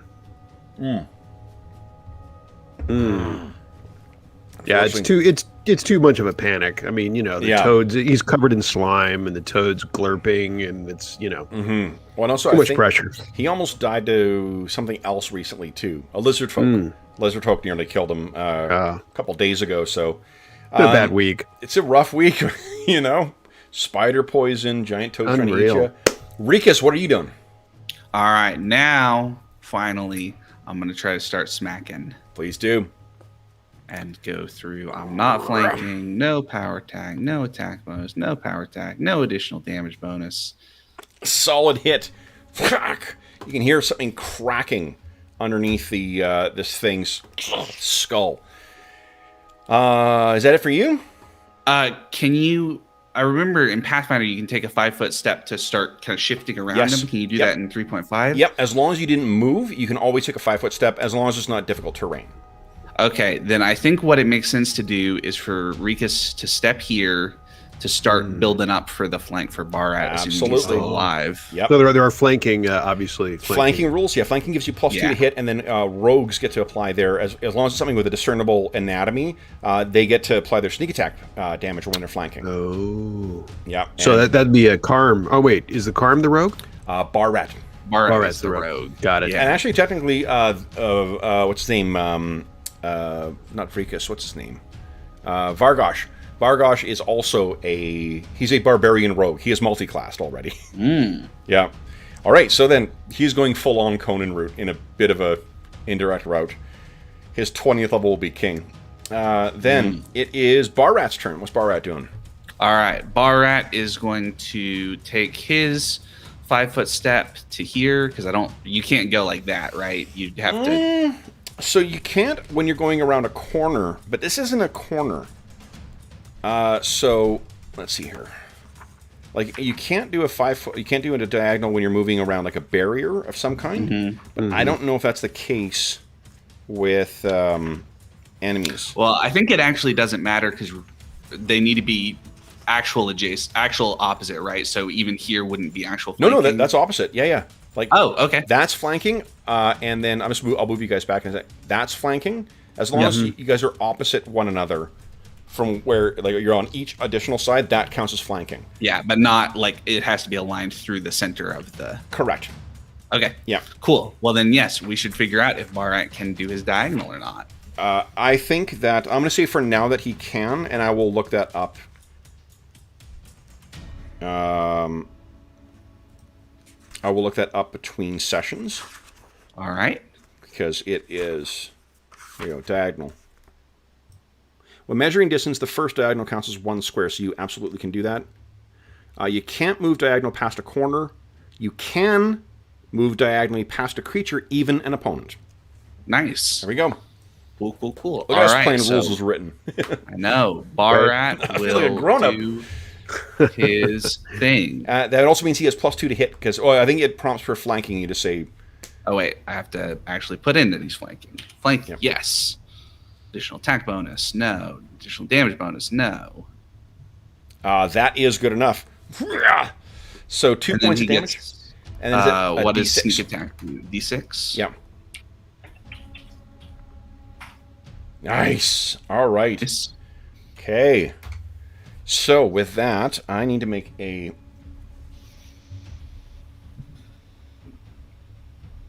will save for this thing.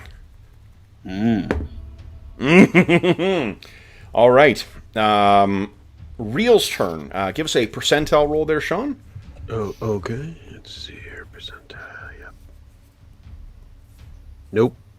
Okay, so you're down to -5. All right. Then it is the Toad's turn. Now, it can't step away from you, so both Rikus and Barat get an attack of opportunity on this, because it's going to leap 1, 2, 3, 4, 5, 6 over to there.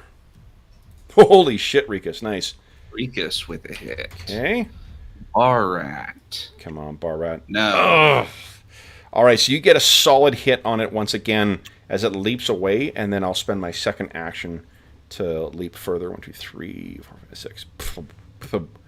It's had enough. It's had enough, yeah. So it is moving off. Karm, you want to try and stabilize Real? So Real's like flopping on the ground saying, where is it?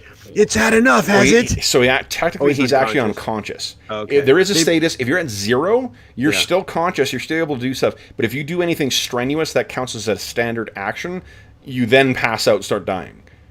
Maybe he mumbles it in his unconscious state. Yeah, I got it. I'll leave it to me. And he's... So what is Karm doing? Karm's, I guess...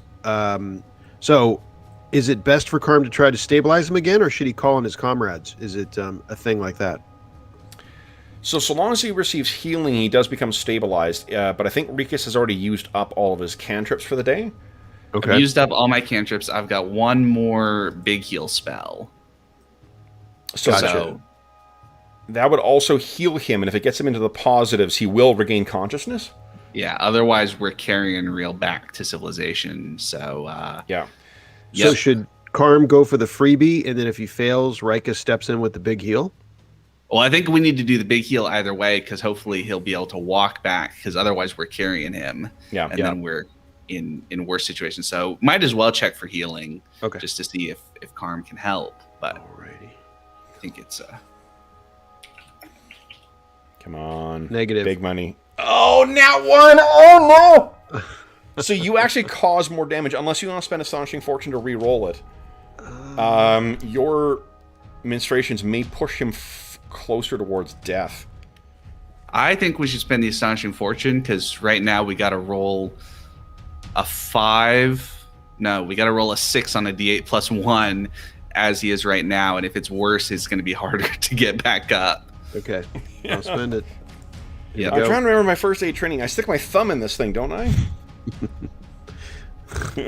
I can tell you one thing, that he definitely... Okay, so it's not a crit failure, at least. Right. Yeah,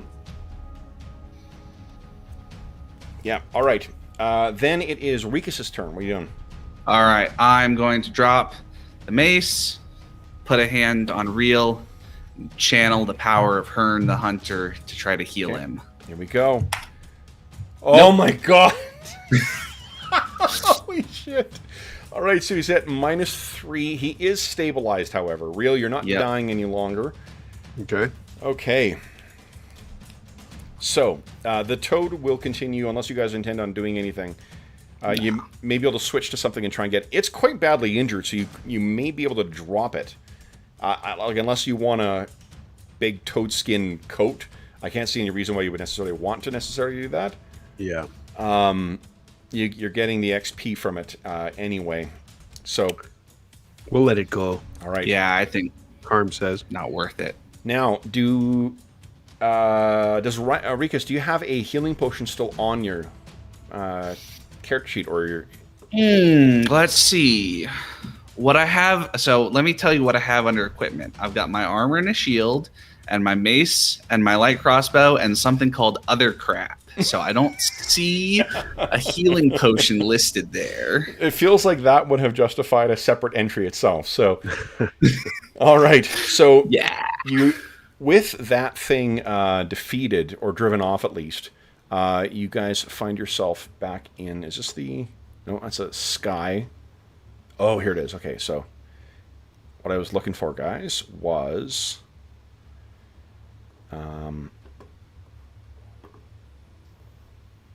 Go. Let me bring us over here.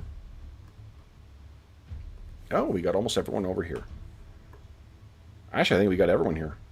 Just get some of the guys who ain't here right now out of the way. And then I need to bring you over. So, let's see here. Real. Barat. Okay. Karn. And I need to grab Rikus.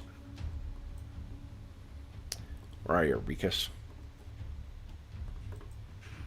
Okay. There's like 17 people watching. That's pretty impressive.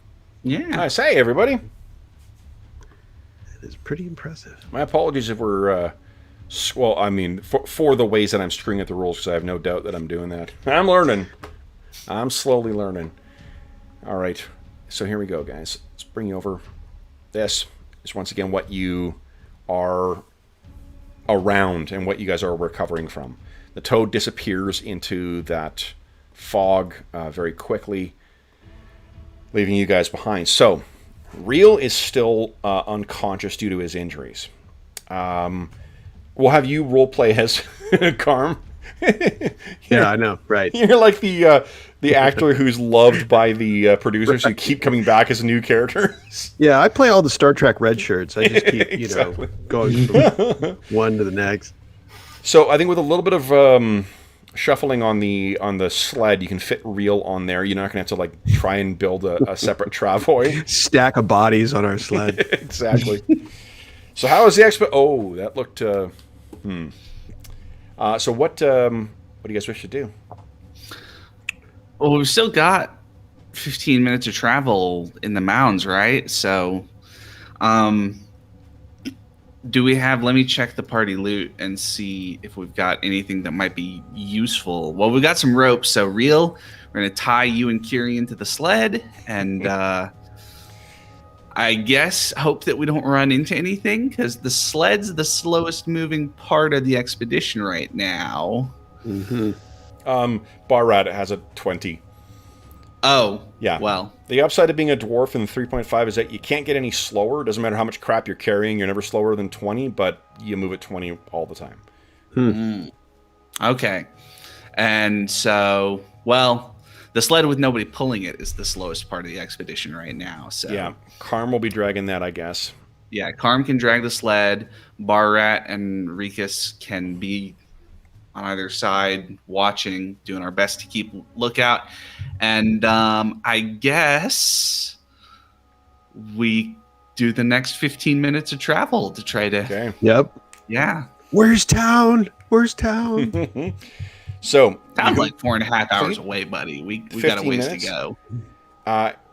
and then you travel for another 20, and you reach the edge safely.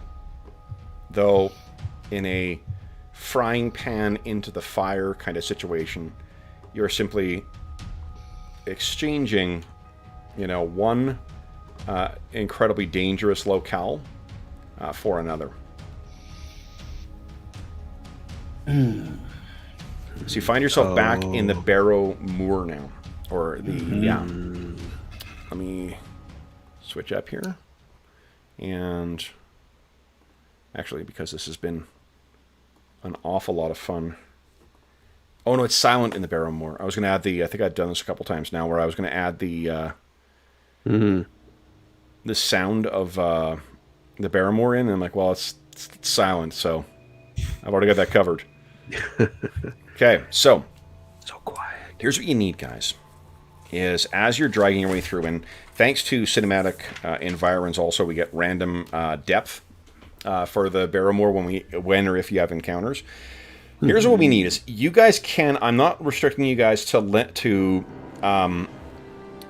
you call it? Actually, okay, this is a bit much. Yeah, that sounds good. All right. So, I'm not restricting you guys to only one person rolling survival. Survival is one of those skills you can actually use untrained. Nice. 3rd edition or 3.5 gives a certain skills you just can't attempt them at all if you don't have any points assigned to them. But what do you call it? Survival is not one of those ones. So, Freebie. difficulty here to kind of keep your way going. It's still daylight, so what you guys will need is a DC 15 check. Everyone can make it. Well, what you can do is there are 3 of you right now. The other 2 could assist. To aid another, all you do is make a roll against a DC 10. If you're successful, you get to add +2 to the person you're assisting's roll.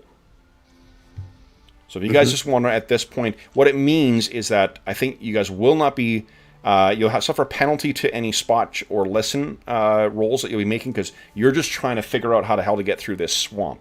You will need to make 4 of those successfully. If you fail them, you will get lost, and it may take you time to notice that you've gotten yourself lost. Karm is a -1. Arlen. Barrat is a 1 and Rikus is a 3. Oh wow. Okay, so we're assisting Rikus.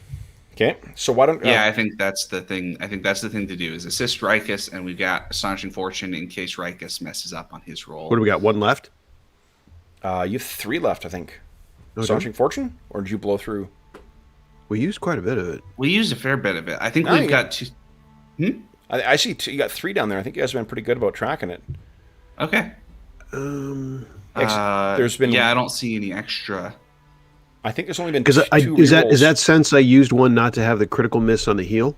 Oh no, we didn't right. record for that one, so we're at 2 out of 5. Okay.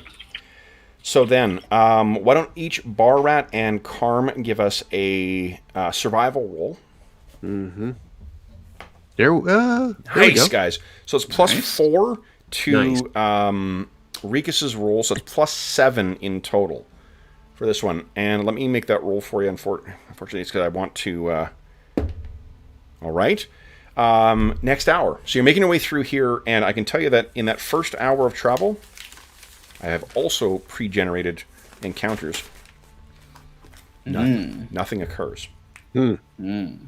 So we should, while we're going, we should decide on the procedure if something happens, just so that we're all on the same page.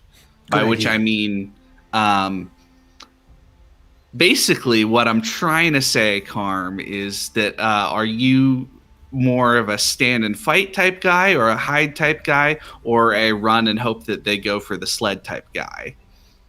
Yeah, I was thinking you were going to say we all run in different directions, but let's see. Well, I am a... No, my friend's on that sled. I mean, I think we have to defend the sled. Okay, and then Rikus turns to Barat and sort of, gives him a wink. Best gold piece we've ever spent. Exactly. What's Carm's intelligence? I got to check. Oh, gosh. Carm's intelligence is horrendous. So, all right. Fair enough. The fair easily enough. bamboozled. Man, I'm playing the red shirts right along. All right. So the first hour of travel through here, and it's miserable traveling through this, especially dragging this damn sled, because it varies between relatively shallow and dry areas to suddenly giving way to, up to 5 foot deep areas. Bar Rats actually had to grab the back of someone's neck and kind of dog paddle along before. Oh yeah, he's not super aware. I mean, he's not stupid. He's just a little thick. Yeah. If he Well, had he an certainly didn't intelligence, pick up on the wink. yeah, an intelligence of 4 is the Gotcha. Yeah. really you got to remind him to chew. Yeah. All right, so second one, go ahead and roll the assist checks for that one, guys. 2 survival checks. Right. All right. Ooh, Barat's not as helpful. He's getting a little paranoid. All his wounds are starting to hurt. I think Bar Rat's also suffering from some strength loss as well. From poison. Is he? He might be. Maybe not. Maybe Let me see. Nope. Uh-oh. Uh-oh. All right, so just a +3 then. Yep. Okay. Nothing happens on that first, that next hour. So go ahead and roll assists again, guys. You're just making your way through, stumbling along. There's the odd time where you hear something flutter out of a tree, and you kind of stop and look and grab your weapons. And then nothing else happens. You carry on. Stop jumping around, Rikus. You're driving me crazy. +2. Barat. Pulling through. All right, it's got that. Carm. There we go. Nice. Nice. Okay, so +4, so +7 in total. All right, so Rikus, you get to a point where and maybe it's the positioning of the sun, maybe it's the nature of the foliage here. You've come to realize that, you've gotten yourself lost. You're not following the track that you are. But now, fortunately, it's only an hour you've wasted. So because you picked up on this so quickly, now you can try and get yourself back on the right path. Okay. So that worked out actually pretty well. The way it works, guys, is you make instead of making a survival check to know the way, you instead make a survival check just notice if you're lost. It starts at a DC 20, and then every hour that you're lost, it goes down by 1. So you become much more easy until you realize, either because why is this taking so long? We should have been here by now, or you get to a point where you're like, shit, no, this is not the right way. Fuck. So it means that you are still 3 hours off from town. Okay. Fortunately, you're not so far off the beaten path. So, and nothing else has happened during this time where you've been ambling through the Barrowmaze. It just does mean that it's another hour of daylight chewed up. So, Karm and Barrat, go ahead and give us your assist rolls again. Okay.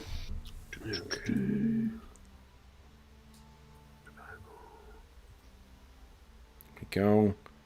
Here we go. Nat Nice. 20. I'll actually give you a +4 to this Okay. from that. That's a great roll. And then, was that Barrat's roll there? 14? Yeah, it's Great. Oh, I should switch to Barrat instead of Rikus since I'm. Oh, that's okay. Yeah, I just couldn't remember. All right. So, another hour of travel and another hour of deafening silence. You can picture almost a DM sitting at a table, prepping ahead of time, rolling dice after dice, cursing with each one that comes up with nothing. Not a thing. All right. With the way you were slowly moving that, Sean, I genuinely for a second thought there was someone moving behind you. I was like, oh, You're Jesus. like, Sean, look out! Sneak attack. Okay. Next round. Go ahead, guys. You should only be 2 hours off from town now. Success from Barrat. Alright, success. All right, so Barrat. dice are nicely warmed up now. Karm. Ooh, Oh, less so with Karm. So that's +2. It'll be +5. Okay. 50-50 chance here. Okay. For this hour of travel, you come across nothing consequential. You have now been traveling for 4 hours in here, so this puts us at a little past 5:30-ish. So, fortunately, it's summertime. Lights will be out still quite for a little ways now still.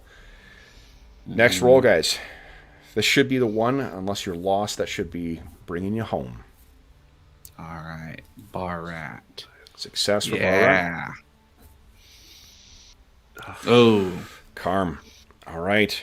Embarrassing. It's been a long day for Karm. It really has. You know, he keeps. It's been a long day for everybody on For this everybody. trip. Okay. You should be home by now. But you are It's not. disappointing. Still nothing.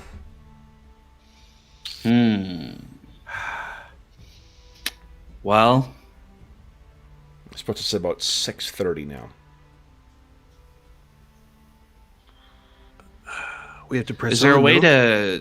to since we're so close, I'm wondering if there's a way to I don't know, there's not really like signposts or anything though that we would Trouble miss. is, it's about 3 hours back when you notice that you were lost the first time. You just are working at this point. You're working from the time of like, we should be home now. So the thing is that you may have been lost for 3 hours and traveling in the wrong direction for 3 hours.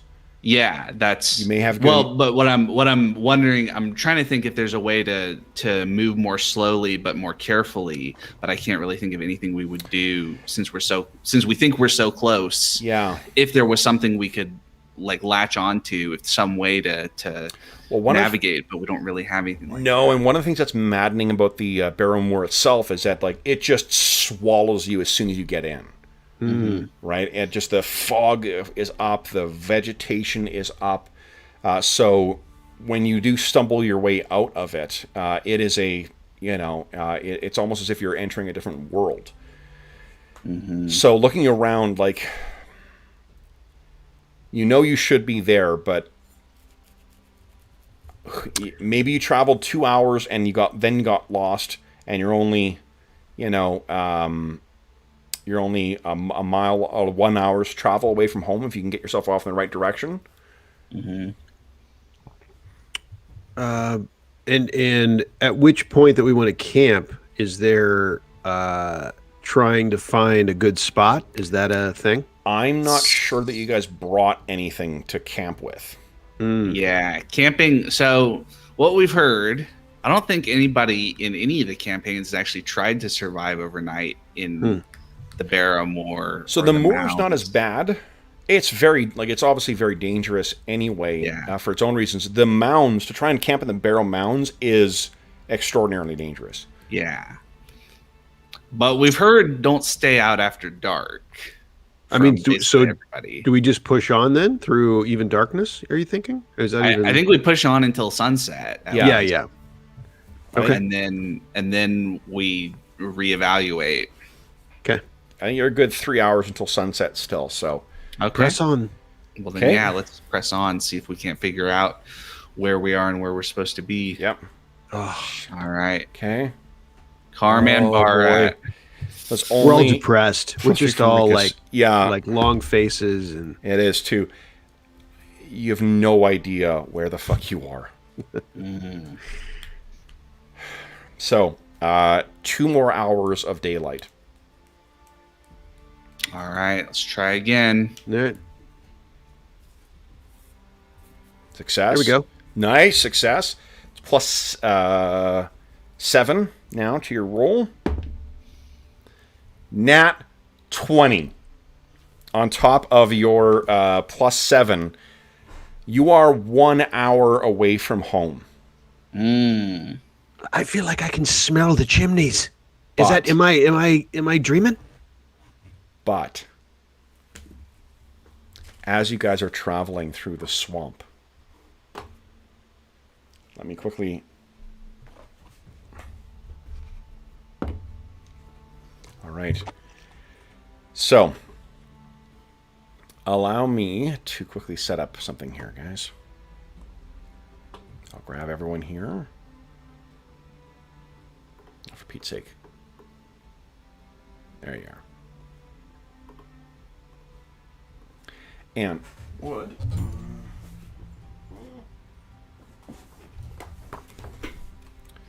All right, where is it?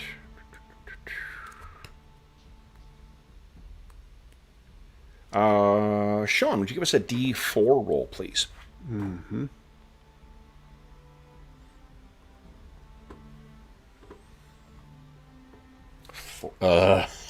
Jesus. This is a stretch of water, or it's 5 feet deep. Okay. But, let's see here.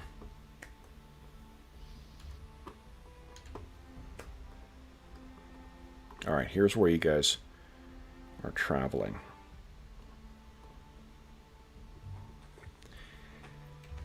And allow me to... What is this here? Ooh.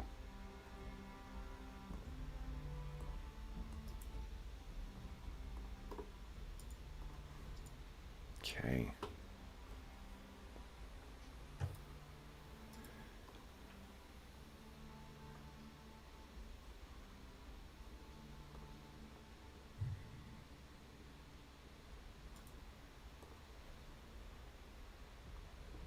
Where are you? Where are you? Oop. Ah, okay. So you guys are traveling through a bit of the land where it is deep black pools of water on either side. And I need my monster manual. Would you guys... let's go with Ricus and Karn. Each of you guys give us a, I think a spot check, please. Okay. Okay. Nice. All right. So Ricus, what you can hear is that trilling croak.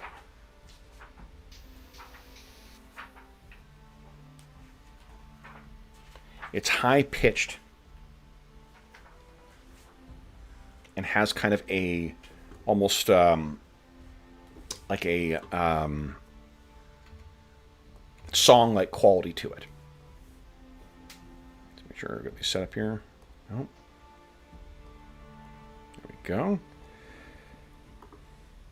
And you recognize this sound from before, from the road between Ironguard Mott and Helix. And let's see here. How far away? All right.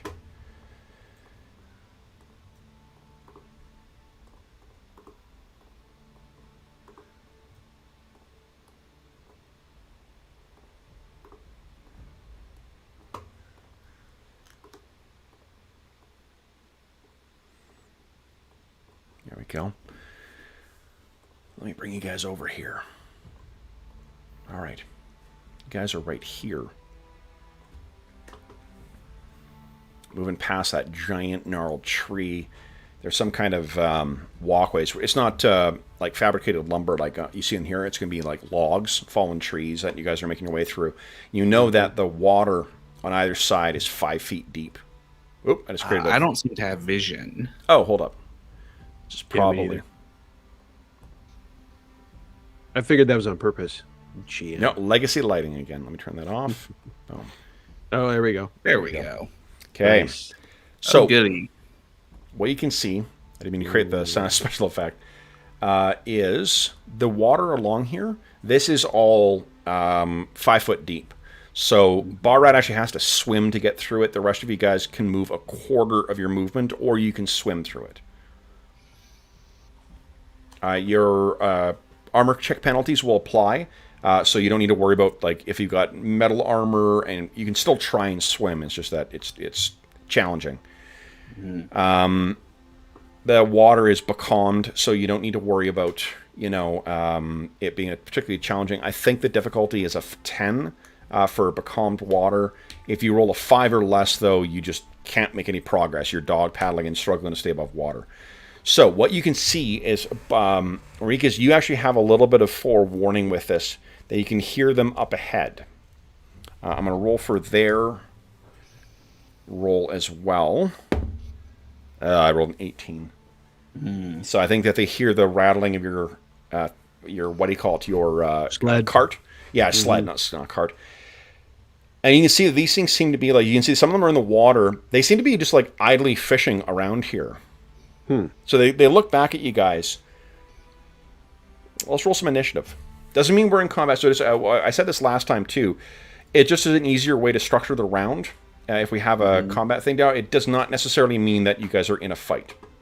All right. I'm going to add an extra one down here so I can have my initiative tracker without losing all of them. It's 12 for them. 12.1. All right.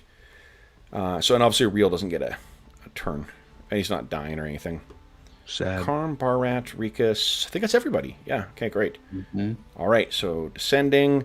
Rikas, you seem to be on the ball here. What are you thinking? So Rikas is gonna say, "Everybody stop!" Just try to get us to stay here for a second.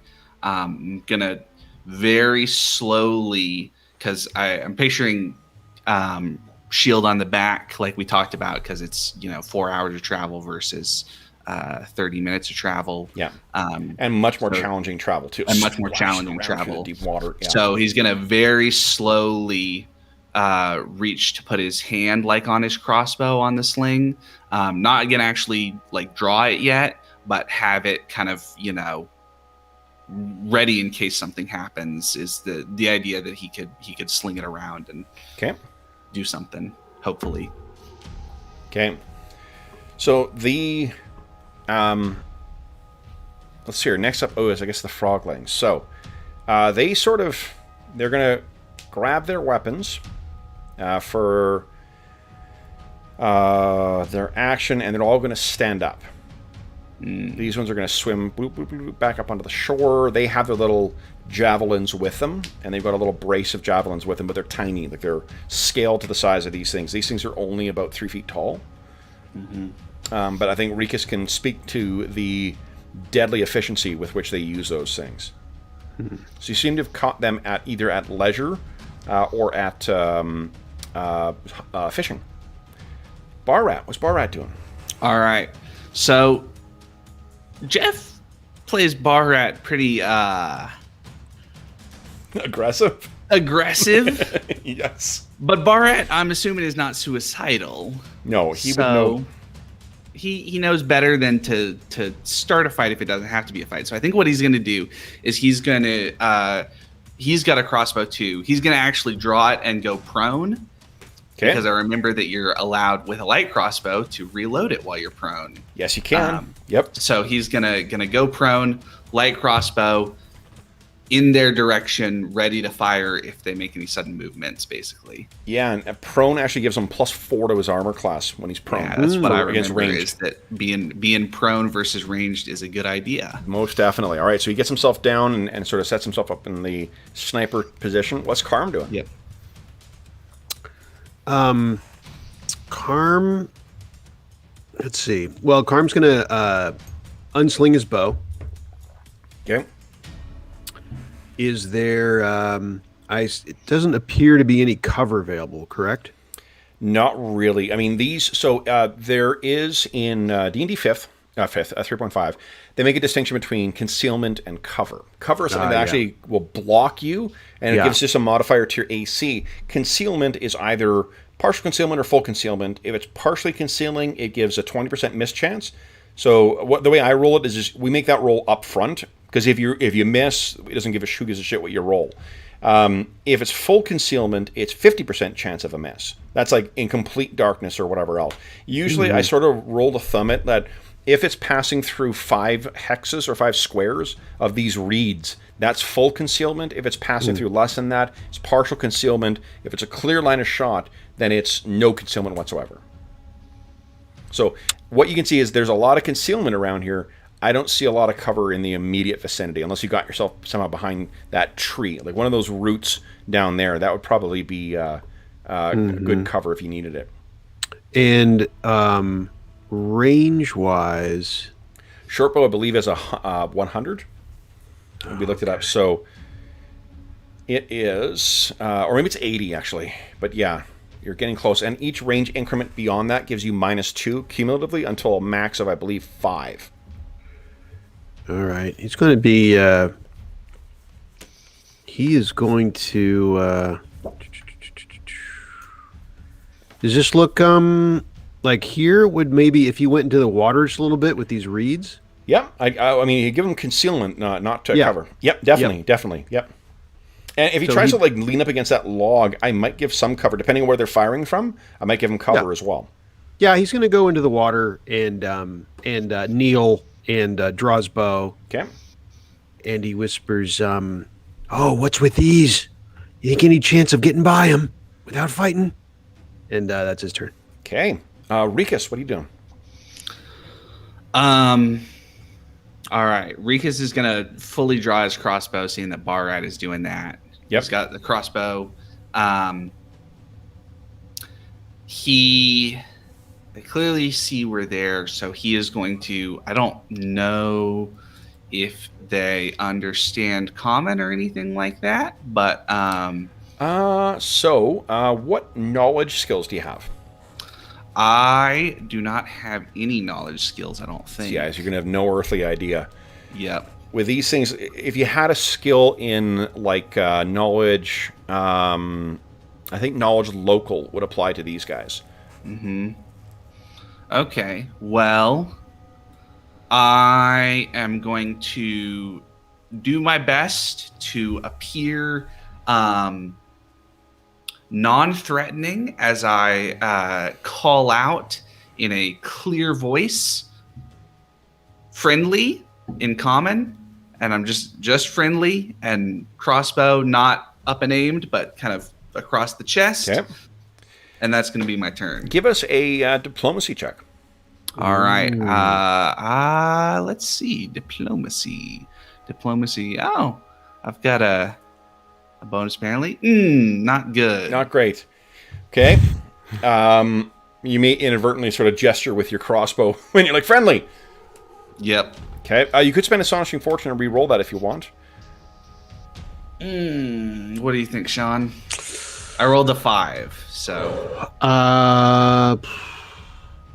Right. We don't know what you need. And what do we got? 2? We got 2 left? We got 2 left? Yeah. I think. Yep. Oh man. That's a I don't tough know. one. It seems like it's so similar to using it early in the fight. Using it to avoid the fight is pretty useful because we're pretty beat up. Yeah. I guess it depends on if you want to play real again or not. Because the other option is that the rest of us run, but he can't. No, give it a shot. Give it a shot. Right, I think it makes sense. We're going to spend an astonishing fortune. And It's I'm a gonna leveraged try roll. my It's a diplomacy skill again. Okay. And I rolled a 6. So Destiny. Okay, so what it means is you say that they sort of look at each other, and they're going to slowly start moving forward, just a scooch here. Schwap. Hop.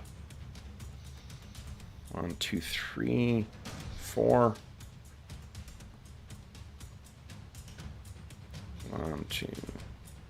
It's difficult terrain. Okay. And they've got their javelins out. And there's one, they're sort of looking at each other. Seems like they are a little surprised to come across you as well. And they sort of look at each other, and then one of them seems to look back, and there's a, it's, imagine a frog or a toad, like a really large one, trying to croak out a word using vocal cords that are not suited for that language, right?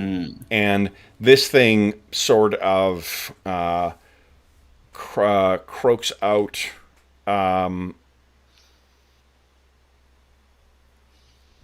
What would he say? I think he's going to say, leave. I assume we're going this direction, right?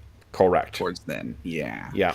And this is after being lost for such a long time, too. You now know you are 1 hour away. Yep. Okay.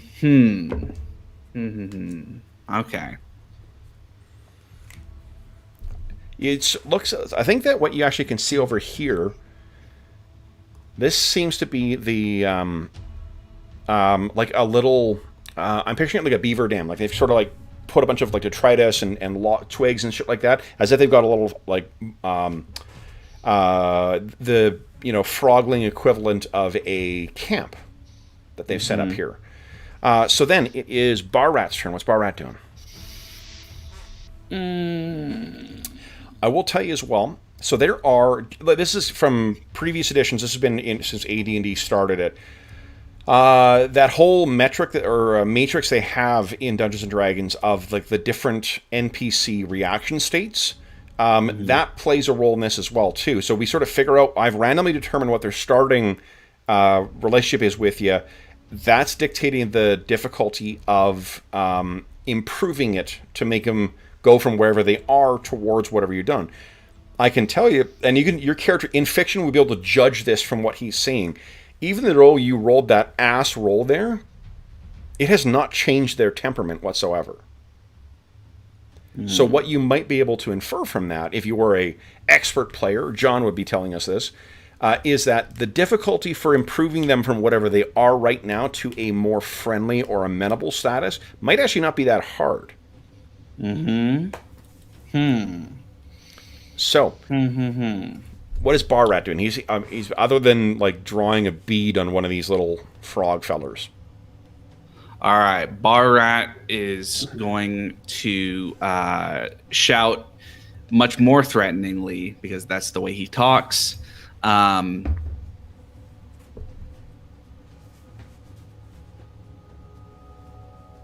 trying to leave. We're trying to leave. You're in the damn way. Yep, basically. Okay. Where is... So I'm trying to grab my PHB to get the intimidation things. I should have looked at my rules compendium. It's in there. All right, here we go. Go ahead and give us a intimidation. This can also be used to change their status. It does not last much longer, and then they get angry. Okay. But it's a good way of check. Yeah, if you need a temporary. Oh hell yeah! Holy shit! Oh my god. So Just so you know, Sean, I got a 25. Oh wow! Yeah. Nice. Holy shit! All right, so give us a 1d6 roll. All right, /R 1d6. Okay. Oh man, that's fantastic. So they sort of all look at each other, and there's a, there's a bit of sort of like croaking and tittering between them. Looks like they're going to be responding, not in a aggressive way. Carm, what are you doing next? I think, Rikus startles Carm a bit too with his barking back there and kind of jumps a little. And Barat's the one who did that. Oh, sorry, Borat, and and fumbles his bow a little, and picks it back up and is still ready. I mean, he's just can he aim? There's not an aiming bonus you can get out of this. There's different feats that you can get that kind of can model that. But right on. Yeah, he's steadying himself against the log, and being ready. You got it, Rikus. What are you doing? So I'm gonna go over to the sled and kind of one hand on the sled, I'm not gonna start moving yet, but I've got light crossbow in the one hand, sled held with the other hand, try to start dragging it if it looks like they're gonna back off. So immediately what you see on their turn is they all scatter. Awesome. They scatter and splosh into the water and go. They don't try and hide themselves. They don't go below the surface. They're just like, fuck it, it's not worth it, and all go racing off. Excellent. So Borat. Thanks, Jeff. Yes. Then the last thing you guys need is just to find your way back home now. So this should be your final roll. Let's see how this goes. Survival, right? Yes, let's have Carm Survival and Barrett for roll survival. Other guys, yeah. Survival. There we go. Nice, Nice. guys. All right. So then, final check here. A total of 20. Ooh. Nice. So guys, you never thought you'd be so glad to see the farmlands around Helix as you are today. Yes. Because you guys are back. And it's only a matter of about a half hour, maybe not even that long, until you are back walking into the town of Helix once again. So then, you guys will be... There is a couple of things that will happen. For one, as you guys make your way back into Helix, you see where there's the number 8 there, Sean? Okay, On the map there? Yeah, actually, I get my little pointer I can show you here. Here's some things that are important waypoints in the town of Helix. This is the Brazen Strumpet. This is the tavern that everybody meets at. There are adventurers will gather there. Outside of there is where you'll see that Alistair character I was talking about earlier, the guy whose mind was shattered in the Barrowmaze. Yeah. Him and his 2 trained circus dogs and his 1 big, retired war dog named Mr. Paggins. They sit outside, but everyone else goes inside. Many of the townsfolk. This is the Axe and Anvil. It's a local smithy. This is the chapel of St. Yig, or the Shrine of St. Yig, the kind of lawful good, god of the setting. One of the interesting things in the region is there's a bit of friction between the 2 major pantheons in the region. There is an older pantheon that is sort of venerated by the locals called the Angramach, and it's been here for thousands of years. There's also a second pantheon called the Fituris, and the Fituris are Saint Yig and some of the other more new, or at least new to the region gods. There's definitely tension between the two because of people aggressively converting, or the locals aggressively converting people over to the worship of Saint Yig as opposed to the Green Man. There's also this impressive edifice here with that tower with a telescope at the top. It's is Mazza the Magnificent, a local wizard who is one who stays there. He is, however, a colossal asshole. So costs of things for identifying magic items and things like that are more expensive from him because he's such a dick. This is the money changer. So if you're bringing back like jewels or whatnot, you can get it changed there. The general shop is right here. And this Osen's Mercenary Guild is right over here where you find hirelings, where Carm and Real found employment. Okay. There's a couple other places in here. Oh, the only other one I'll mention is the Foul Pheasant, which is right here. This is the local House of Ill Repute, run by a halfling named Perny Ticklebottom. It is open for all of your gambling and other sensual pleasures. Otherwise, everyone's going to hang out at the Foul Pheasant, at the Brazen Strumpet, and talk about what they've gone through and what they plan to do next. Is there a healer in town? There is a healer in town. That would be at the Church of St. Yig. But let's move you guys over to here.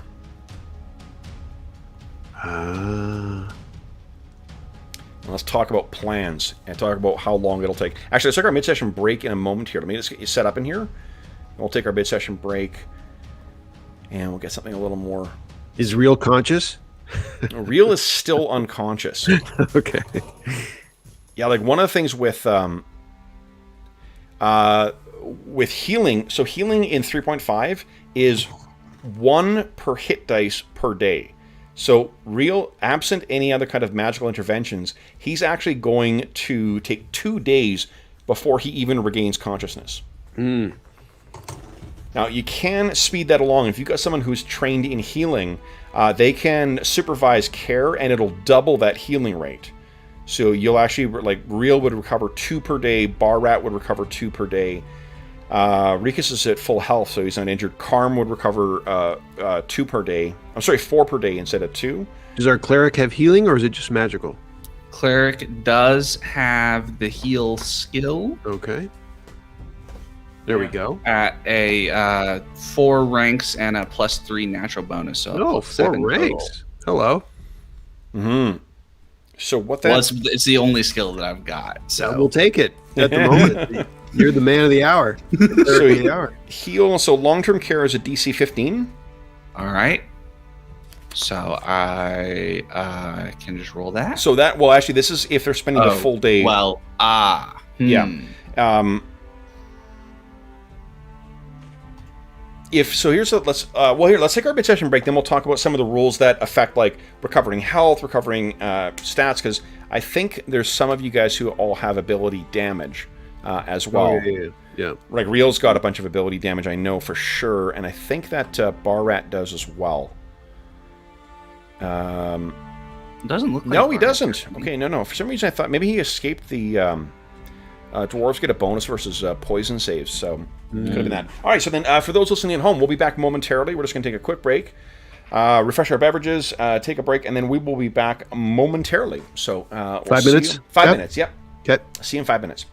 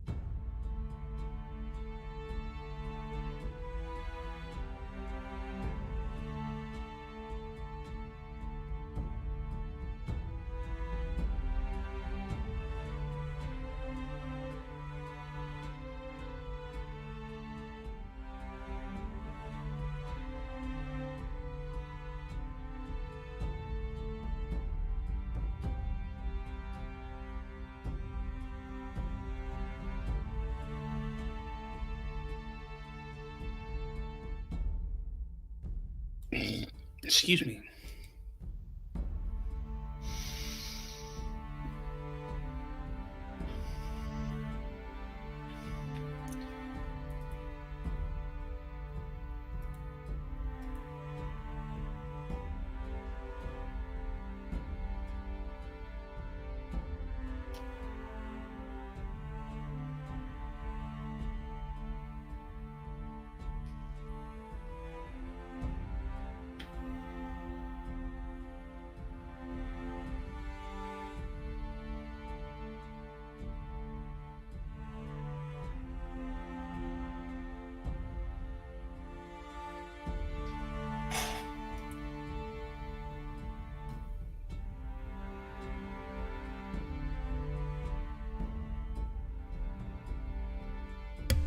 Okay, so we just had that thunderstorm come in just before we started our session.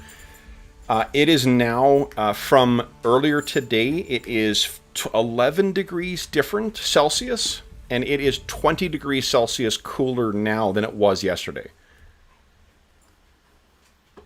It's just bonkers the difference that makes.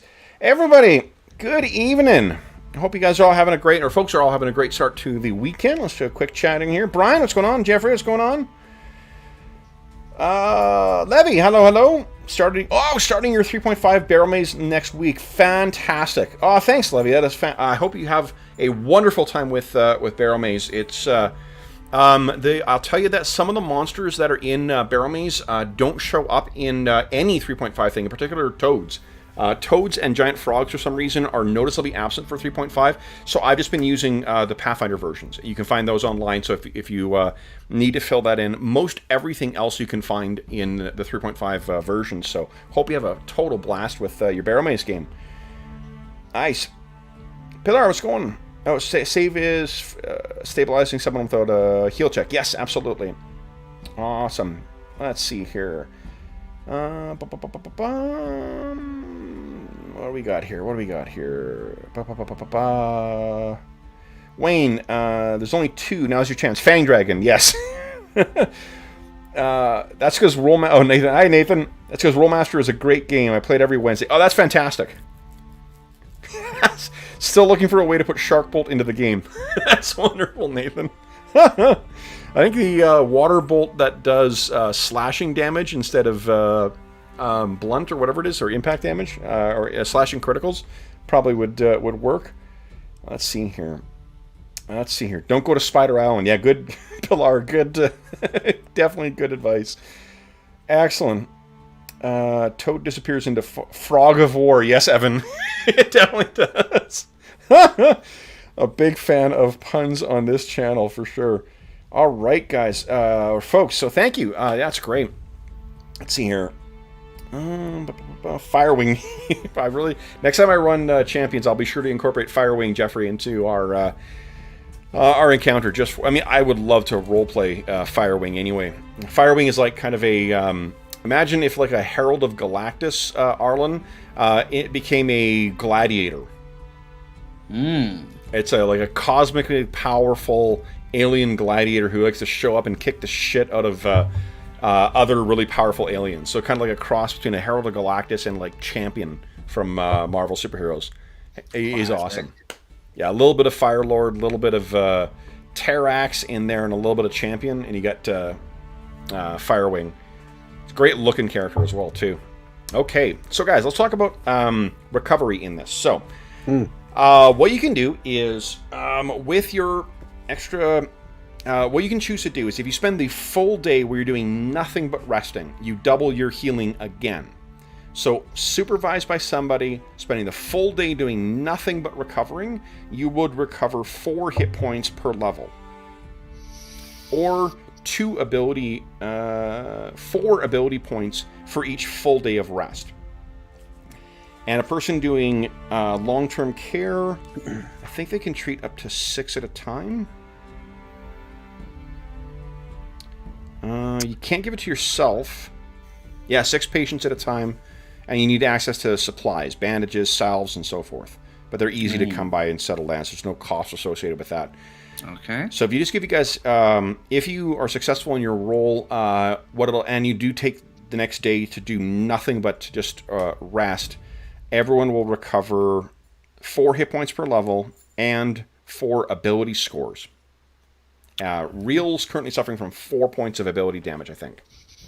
Yeah. I mean, Real's unconscious and down 14 hit points and down ability points, so he's ready to lay low. Yeah. Yeah. So seems like I guess one question is how does that supervised healing interact with healing spells and all that sort of stuff? You can still do that. It only takes you, I think it's in this edition, only an hour flat to prep spells per day. I'll double check that just to see, but I think one of the things they streamlined in this is you're not like... it's not like in AD&D. No, where you're calculating, yeah. Yep. Let's okay, well, it seems like that might be the thing to do, because I'll get a couple healing spells, and I might be able to bring Barrat and Real back up to full with a full day of rest and some healing spells. And definitely. So that would be one day spent basically doing nothing, and then the next day we could go out again. Seems like a plan. Okay, let's see here. Sounds good.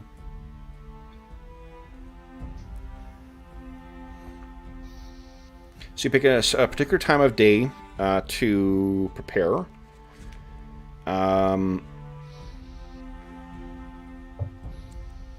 You don't require a period of rest to prepare your spells. Instead, you choose a particular type of day, and it becomes a daily event.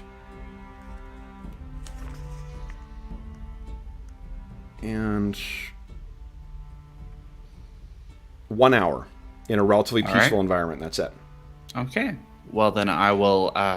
Divine Caster does not have to prepare all his spells at once. However, the character's mind is considered fresh only during his first daily spell preparation. So Divine Caster cannot fill a slot that is empty because he or she has abandoned a previously prepared spell. So basically, you can't leave slots empty and try and fill them later on in the day. I don't think we ever thought that was the case, but... Okay, so what do you think... Seems like what we do is tomorrow, and I'll get spells, we'll say, at dawn or just after, as my time of day, and I will tend to Barrat and Real and Karm. So one interesting thing, outside of town, there is a edifice to the Green Man. So it's not even that far of a trip to get out to it. So if yours is morning, that could be your way of sort of communing with the Green Man. Yeah, that's your thing, Rikus. Green Man is your. Is the Green Man the same as Hern the Hunter, or is it? The Green Man is. Hold on here. I think it's the father of Hern, actually. Okay. Well, if it's a holy site to the it's the Angramach and the Futurists, right? Or the Pantheons? Yep, the Angramach, and Hern is definitely part of the Angramach, so is Sylvanas. Yep. Or the Green Man. So if it's a holy site to the Pantheon, then I can... is the statue of Hern, actually. Surrounded by a ring of stones, a statue of Hern the Hunter stands in a secluded grove 3 miles west of Helix. Dope. I'm gonna take 20-minute walk out, get some spells, come back, work on healing up everybody. Now here's the thing. Do you think that Rikus has made contact with any of the folk in Hern's or the Green Man's pantheon or church that's out here, the Druids? I do not think so. Okay. I think he's sort of picked up that this spot exists just from sort of local chatter, but I don't think he's actually talked to anybody. And he's not hiding his like regalia or whatever might show him to be a cleric of Hern. So they might know that there's a cleric of Hern in the area. So, I don't know how much they pay attention to what goes on. The reason I ask is because, as a reminder, we're using faction rules in this as well, too. So if what I would give you is 1 point point of influence for free with the Church of Hern, because if they're aware that you're here and that you're a worshiper, then you automatically gain 1 rank and 1 influence point in it. And then as you do, and then what? Well, then go ahead. Maybe what if there is a what if Rikus, since this is like the first time he's gone out to this statue and there's somebody waiting for him that he, clearly they've been paying attention. Absolutely. And, so you get out there and there is perhaps it's a half elf as well too, who seems to be dressed more like a ranger than what you are. But and do you have a name in mind for it, or do we want to roll a name? Let's roll a name, because I do not have anything. Go ahead and give us a percentile roll.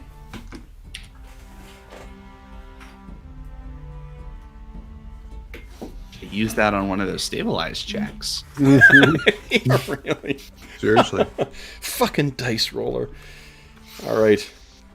So Elvish name here. Oh, and give us one more for family name. Let's see. All right. Do you think male or female? I think female. Female, okay.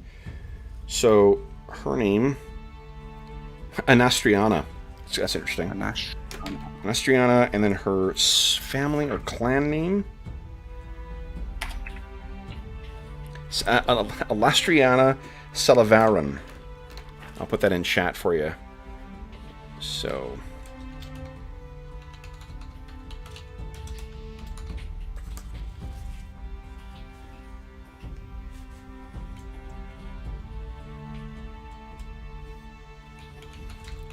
There you go, Alastriana Salavarum. And I will write that down so I do not forget. There you go.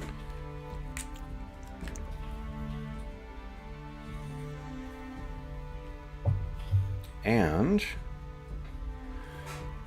I need this. All right, sorry about that, guys. Now, Arlen, would you also give me a D20 roll +1, please? Interesting.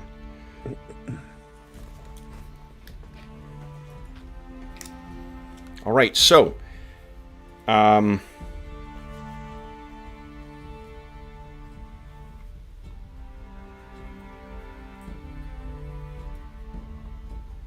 then would you each give us a percentile roll?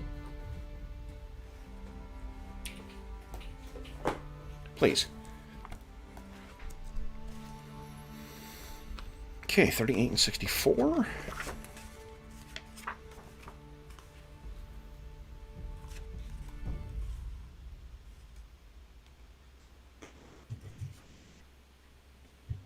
Okay.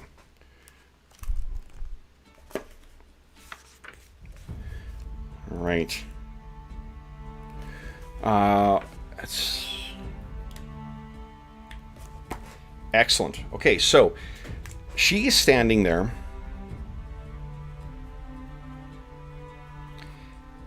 and she has the energetic, upright posture of someone who, with boundless energy. So as you approach, she kind of nods towards you, and she says, "Good morrow." Good morning. I didn't expect anyone else to be out here. And yet I expected to see you. What is your name? Follower of the hunter. Well, my name is Rikus. Rikus. I am Alastriana. And you can see from around her neck hangs that same kind of stag-headed thing. Although hers is, I'm not sure how you picture yours. Hers is carved in kind of like an elk or a almost beigeish brown wood, very, very fine.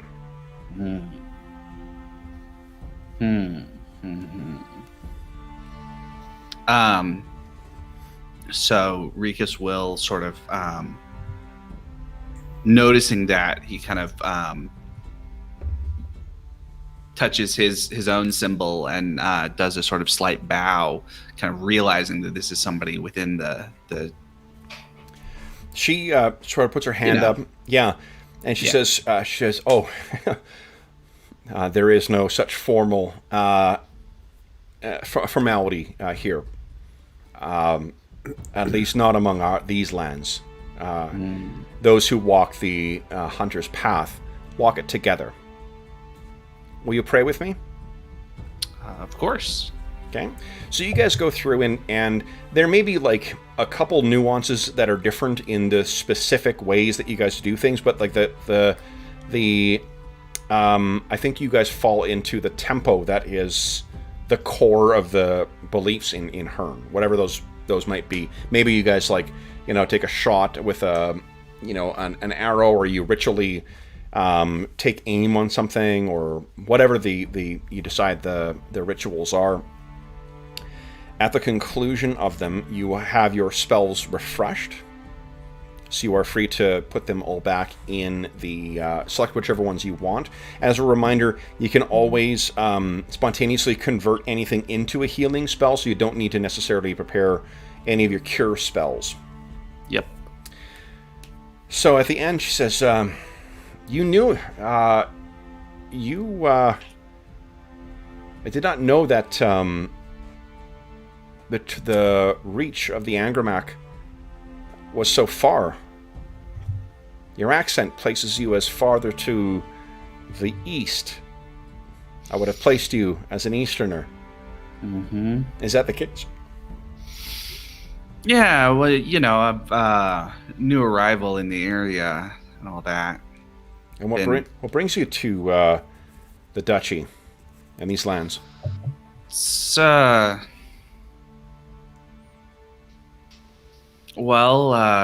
I made friends with a couple of fellas who were interested in the Barrowmaze, as they call it. I've heard that it's superstition or something, but after what I've seen from yesterday, it seems a little optimistic. There is... The moors themselves carry many dangers. The maze itself is a cursed place. There's a great darkness that has dwelled in its depths for... Do you know the story of the Children of Death? And you can give me... You have training in knowledge religion or not? No. So, no. What it means that you probably... It's not that you're ignorant of your own faith, it's just that I think that you know very little of everything else. Yep. She kind of smiles. Death. And he had a name, but we will not speak it for these lands. We would not invite him into them. But Death had 2 children, sons, and like many brethren, they fought and they desired. And in time, the 2 brothers usurped what was their father's and took it for their own. But since they could not agree, the domain was split. And 2 brothers set, and she draws a symbol on the ground. 2 snakes facing each other. And she actually doesn't use she uses set.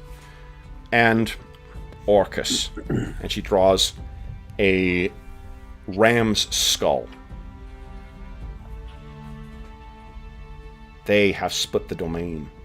But their father, and she draws a crude approximation of a skull on the ground atop both of them, and then 2 laurels, like a laurel wreath almost, surrounding it, almost like a reverse halo.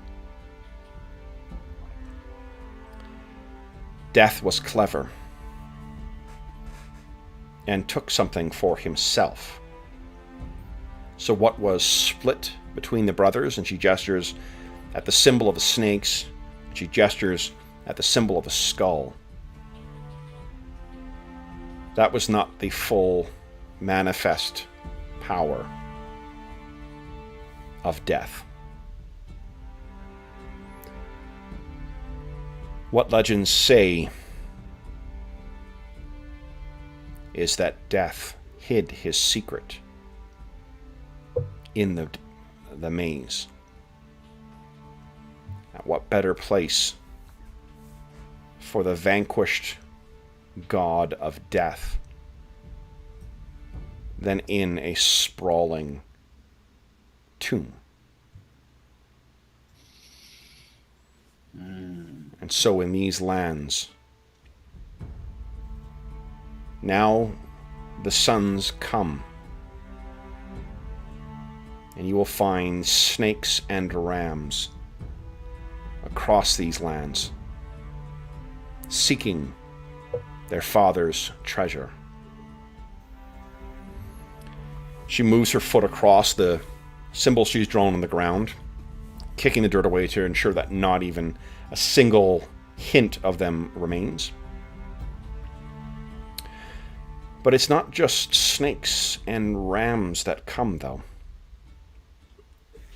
There is a new shadow that falls over these lands. And she draws a new symbol in the ground. That symbol is the cross of Saint Yig. These newcomers arrive not like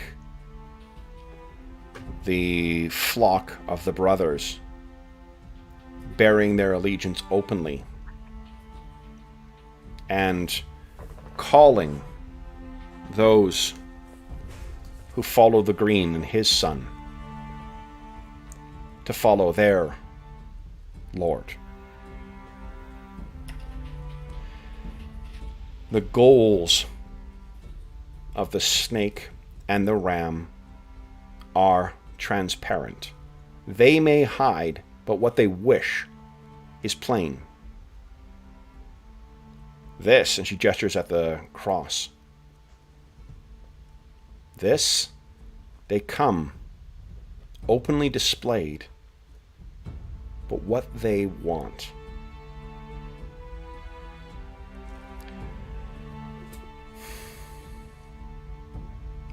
You are friends with those who do not follow the ways of the green or the path of the hunter?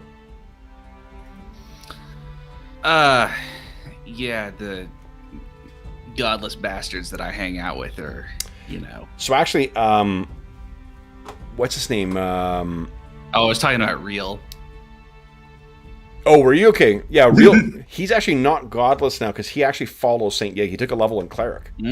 So you would know that Kyrian took a level. So you have someone who is a cleric of Saint Yig in your party. Fun. Yeah. What she says is, if you are among them, it would benefit us to know what do they intend. So what this is, when you approach, sometimes they will approach you, but when you approach a faction, they may have a task that needs to be performed. And the task that we randomly generated is for you to collect valuable information about the enemies of the faction. So if you can get some information about the Church of Saint Yig and what their intentions are here, you will get a favor, and you will grow your influence with them. You can record somewhere in your character sheet, you currently have 1 influence point, and you are rank 1 with the Cult of the Green Man.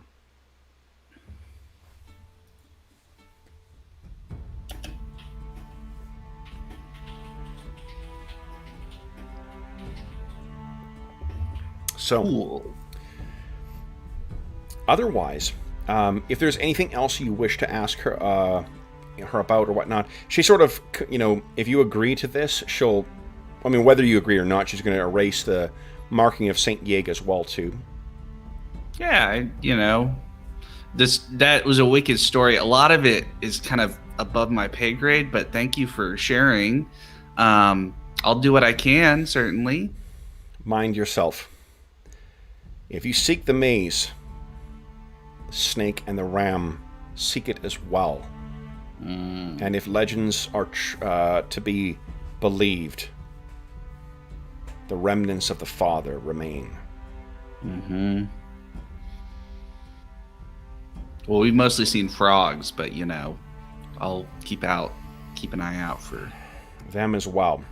They can be bargained with, but when they have numbers, they can be a nuisance. Yeah. It's a pleasure to meet your acquaintance, Rikus. I hope our paths cross again. Yeah, that'd be good. So she makes whatever symbol that you think that the devotees of Hearn make, and disappears into the foliage at the outside of the circle of standing stones. So, when you return, you got all your spells back. And what's the plan for today, then, guys? And this is the day following when we arrived. Yeah, you guys got back last night. Mm-hmm. Some of you guys would have been put to bed, like Real would have been put to bed. Same thing with Kyrian. It would be... you're not going to get... Like, overnight, you guys will have an overnight sleep, and Rikus can try and administer care for that one overnight thing, and then you guys could also spend a day, if you like. Okay. Well, then let's do that. Yeah, okay. Overnight, and then... Sure, let's see what happened last night. And he rolls a nat 1, and you guys all died overnight. Yep. That's... Did I say my friends? I meant my departed friends. Right. He just nice. killed them all. Oh, shy of it, though. Doesn't mean you hurt them. All it means is that... so Real would have healed 1 point overnight in both strength damage or any other ability damage. So 1 point of strength would come back overnight. He would heal up to -2 overnight. Barrat would be up to a 1, and Karm would be up to full. Up to 3. Barrat was at 2. Oh, sorry. Yes, forgive me. Yeah, 3. I'm going the wrong way. He's injuring himself. So Karm's at full. Real's on the mend right now. Rikus. So that now you return back. If you've Real got 1 HP and 1 ability point, you said? Yes, correct. Okay. Yeah, 1 overnight. So if he's going to spend the full day and night just having them, recover, why don't you give us another heal check? Let's see if you can get that 4 point. Yep. Come on. Oh. All right. Well, what it means... We have 1 Astonishing Fortune. Oh, hold on. Sorry. Real actually would have recovered 2 hit points. Okay. Because he's got 2 hit dice, and Barrat would have healed 2 hit points because he's got... Nice.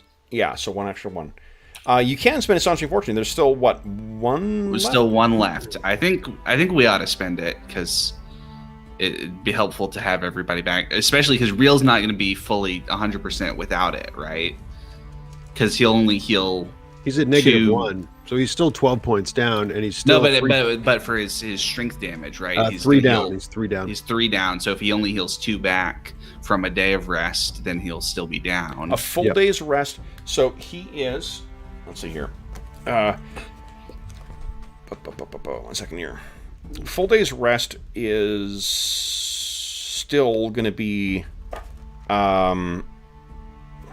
is it 4 or is it...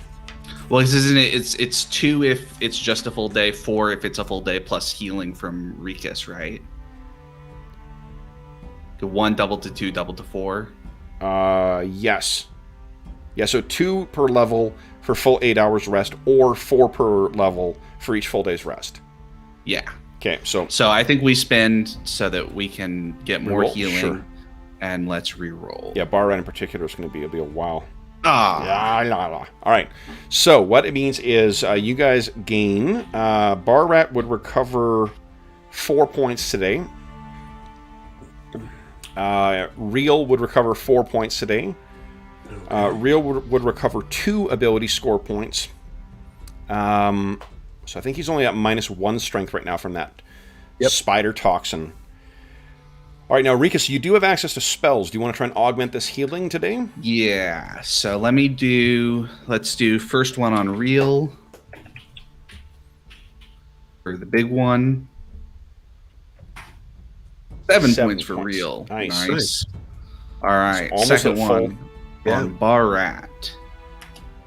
6 brings him up to 14. So both Real and Bar Rat are only 1 shy. Yeah, and I've got little ones that I can do on both of them to heal him up to full. Yeah, right. Yeah. So I'll do the small taps on each of them and get them back up to full. Okay, so Bar Rat and Real. Yeah. Alrighty, guys.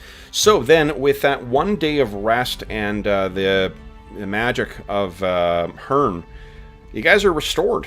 So you would have had time to... You're definitely feeling a hell of a lot better. Real just needs 1 more...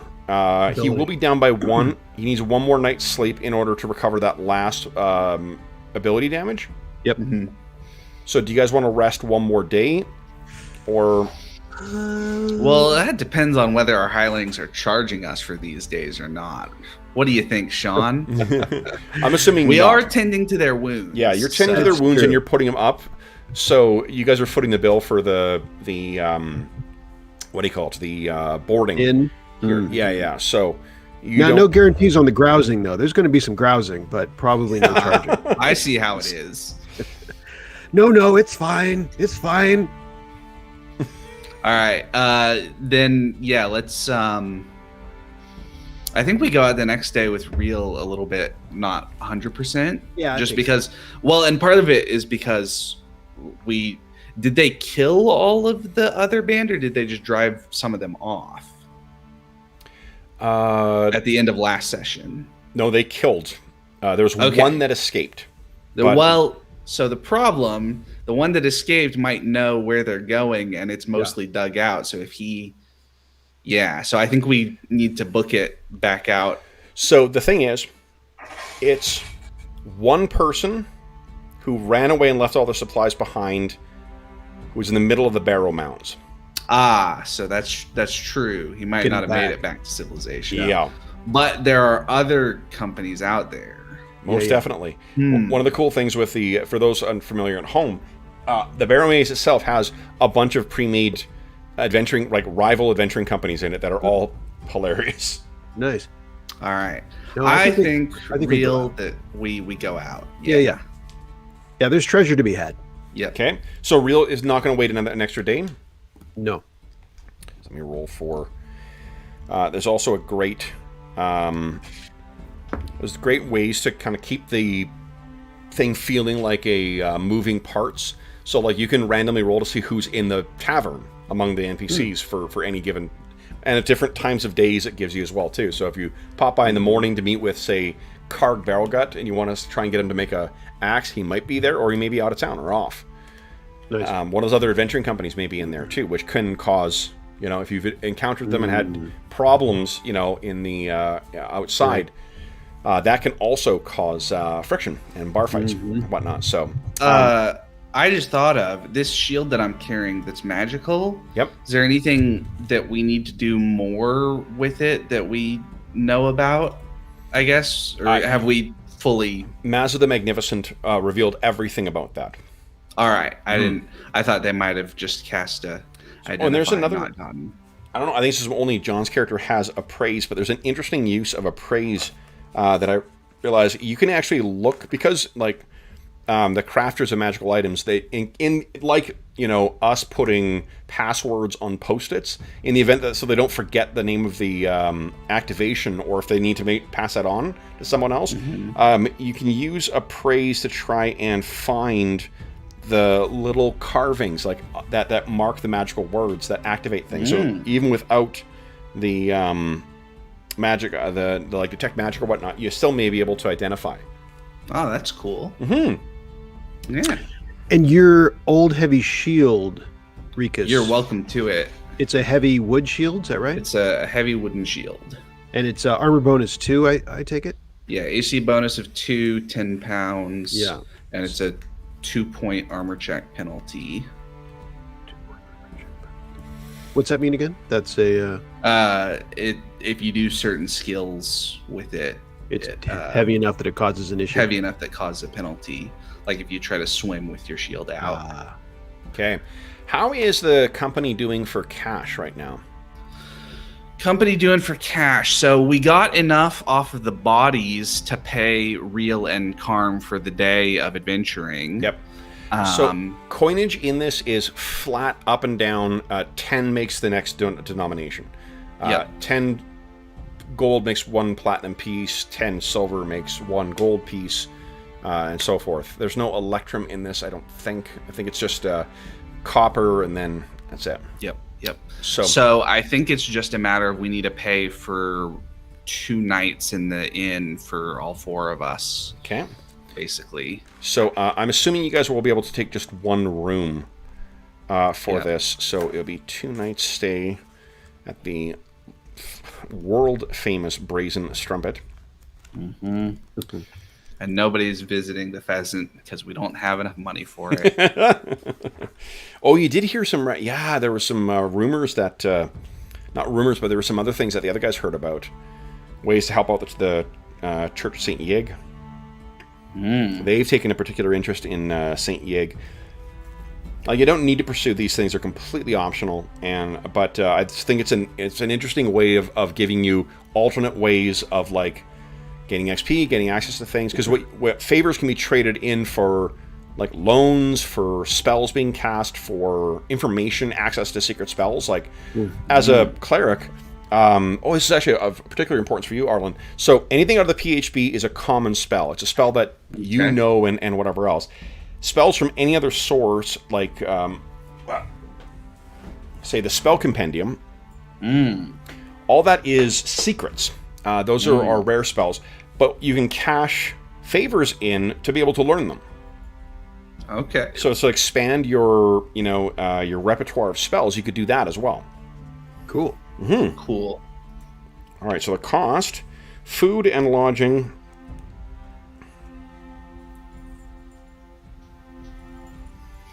will be, because it's kind of a seller's market here, it will cost you 2 gold per day. That is the price of a good inn.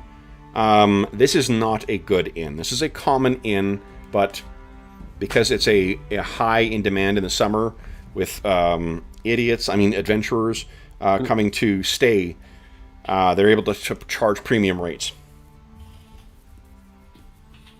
All right. Even Helix is not free of flex billing. Carm is pleased that he's not paying for this. Yeah, most definitely. Although 1 night's stay in this room is the same cost as hiring you guys for an expedition. Mm-hmm. So, yeah. True. What the fuck? What? We're too cheap. It's okay. We will, we'll pay for it and go out and see if we can't bring back some loot. Okay. So, Carm, if you are adjusting that, make sure you're adjusting your AC then as well, too. What's your armor class currently? Let's see. I think. Wait, that was not Carm, real. Yeah. Let's see. So it. Hang on. Because it should be a +2 from your shield now. Yep. I think it automatically calculates that. It says 16 now. Nice. So 16 is your armor class. What's your touch armor class? 11. Okay, and you're flat-footed? 15. 15. Awesome. Thank you. Sure. All right. So Ben, you guys get your. It's only a day's rations you'll need. I'm assuming, or you're taking with you, and then we're heading back to the Barrowmoor. Yeah. Love it. Oh, do you want to check Osen's mercenary guild first? See if there's any other hirelings. There may be someone with a class, a henchman, in fact, instead of a hireling. Seems like we should check. So you can improve your chances of finding a more qualified thing by spending 5 extra gold. More qualified than us? It's Than me? By spending the 5 is sort of like, you know, it's you spending time in the strumpet talking about, like, you know, tomorrow we're really talking about getting someone out there and blah blah blah, and hiring, want to get someone else on here, someone dependable. It's getting fucking pricey though. Yep. Jesus, so much money that they want. And I don't even know how much money Rikus has because I did not write it down, so I'm spending from the party. And by spending from the party, I mean I'm spending Kyrion's money right now because he's the one who wrote down the cash. But it's okay because he was unconscious, so it's not like he can do anything about it. Absolutely. Kyrian, say anything if you object. Exactly. No? Okay. No. He's good with it. All right. Okay, so I don't think we're going to spend the 5 gold for more competence. I think we're just going to hope that there's some warm bodies. I mean, helpful people. You got it. Let's see You here. already have the best. On the count of 3, we're going to roll again. 1, 2. Wow. Lots of options today. No one with a class, unfortunately, but let's see if I was going to take a photo of it on my phone, and then I will go through your options here. Okay. Did somebody name their character Darkstar? It's George's character. He said that his character is like an 80s cartoon character. All right. Yeah. He's great. He's basically, the way he's described him, personality-wise, is he's basically Star-Lord. Like, nice. He's a bit of a boob who's really, really got a healthy self-confidence. But a heart of gold. So, here we go. These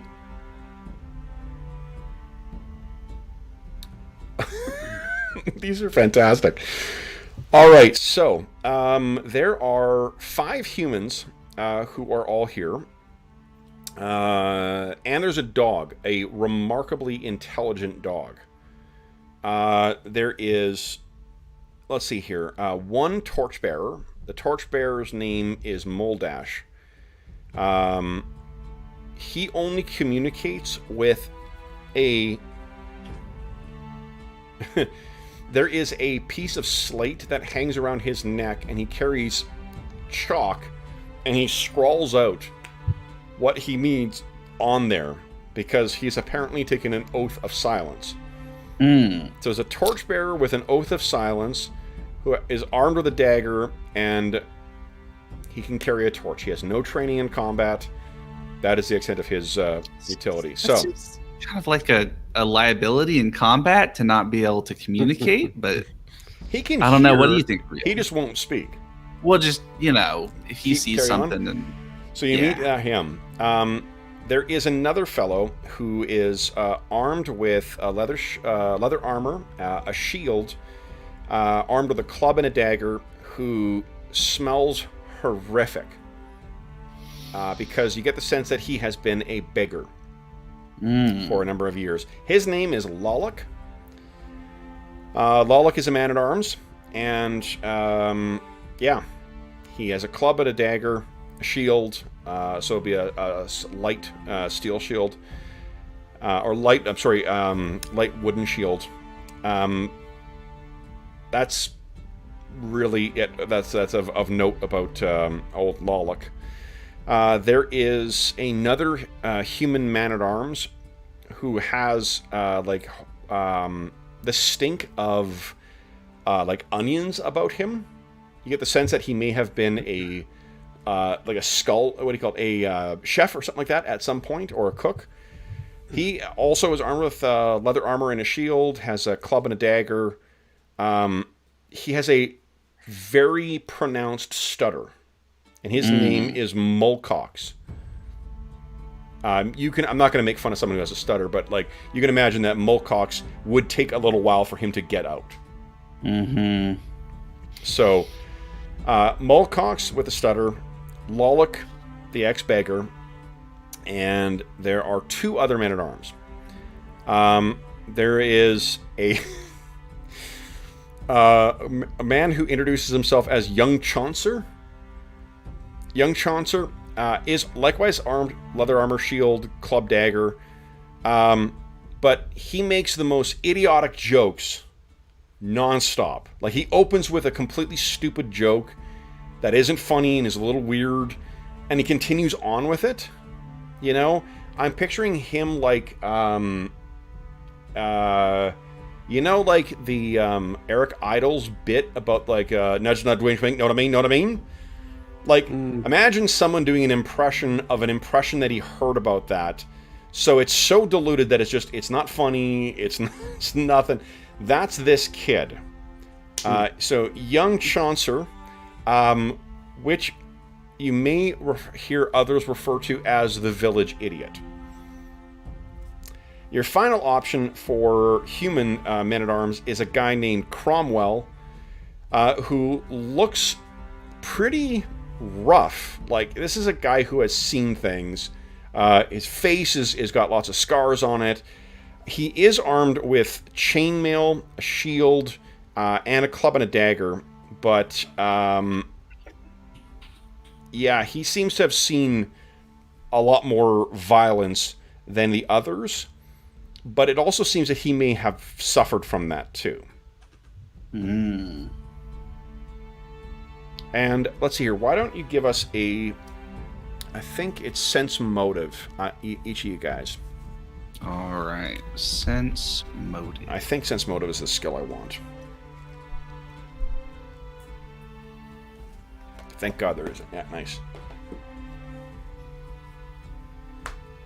Carm's like, seems like a nice guy. Totally dependable.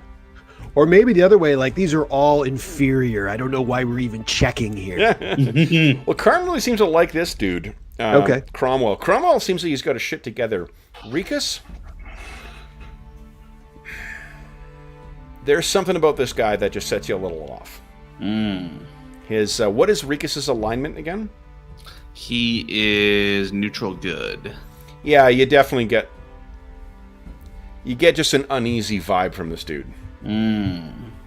So, it doesn't mean necessarily he's going to betray you or anything like that. It's just you suspect that his values and yours may not line up. There's some things, like when someone, unexpectedly starts saying racist shit around you, and you're like, whoa, how did you think that would be okay? That sort of... It's sort of some of the stuff, the casual references to, like, violence or violence towards some of the other potential hirelings.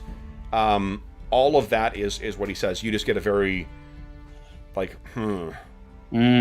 So, do any of those... Oh, and then there's, of course, the wolf who seems... There's a dog named Wolf who seems to have been following you around. Would you, Rikus and Carm, each, or Real, either of you guys, give us an insight check, please? I do not see insight Is on it the insight? list. Maybe it's sense motive is what I want, actually, again. Sense motive. Okay. So I think they changed the Sense name motive. of insight in 4th edition?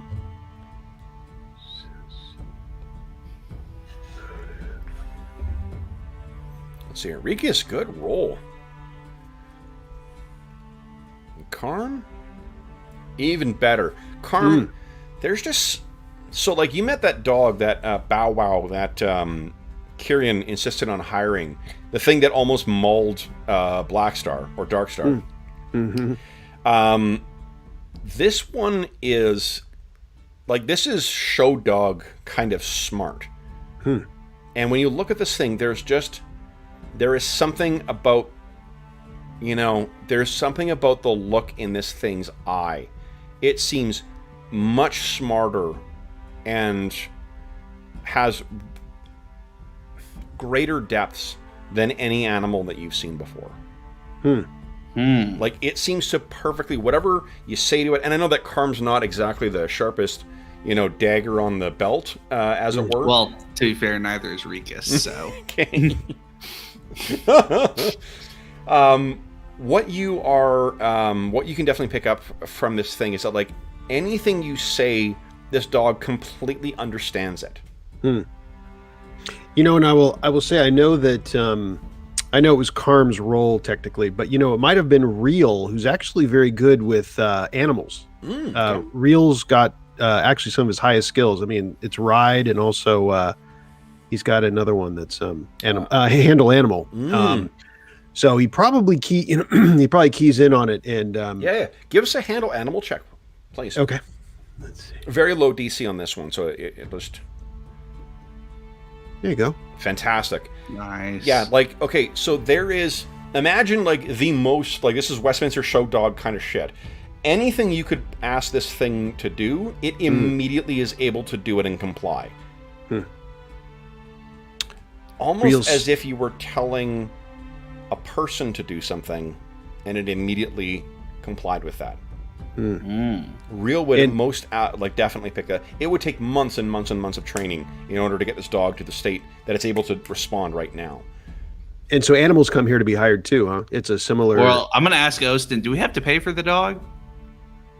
And he looks up and he's like, "Wait, isn't that thing worth someone else?" And all the hirelings kind of look. Cromwell just kind of snarls and spits on the ground. He's like, "I hate dogs." Real frowns and yeah, the dog Wolf actually moves behind Real then, and stays well away from Cromwell. Real goes down and feeds it a little something, like gives it a happily takes it. Yeah. Mm-hmm. Oh, we found one hireling and given. So Ocean's looking. He's like, "Wait, none of you?" He points at them. "None of you brought this dog in here?" They're all like, "Might have come in with me." Real says. Ocean snaps back at Real and looks at it, and he's like, "And you didn't register him in the Mercenary Guild register?" Well, he followed me in from the town. And into here too? I'm not sure, but he's here. He looks at Rikus. "Is he getting paid?" He points at the dog. I don't. Here, we'll take the 2 smelly ones and the dog, and we'll give you 3 gold for the lot of them. Okay. So let's quickly. I'll set up tokens for them for now. Let's see here. I need to load like a bunch of just like. It's gonna be like Kalmata and Sindanor, the graveyard that surrounds the island. All right, let's see this here.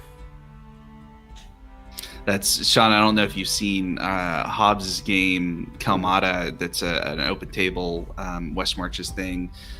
He's got every token for every hireling or adventurer or anybody that has died in the campaign in a graveyard that surrounds the island that the town is on. So it's covered in little tokens of faces. Nice. It's great. That is great.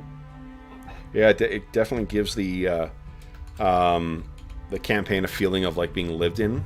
Of history. They have 6 hit points.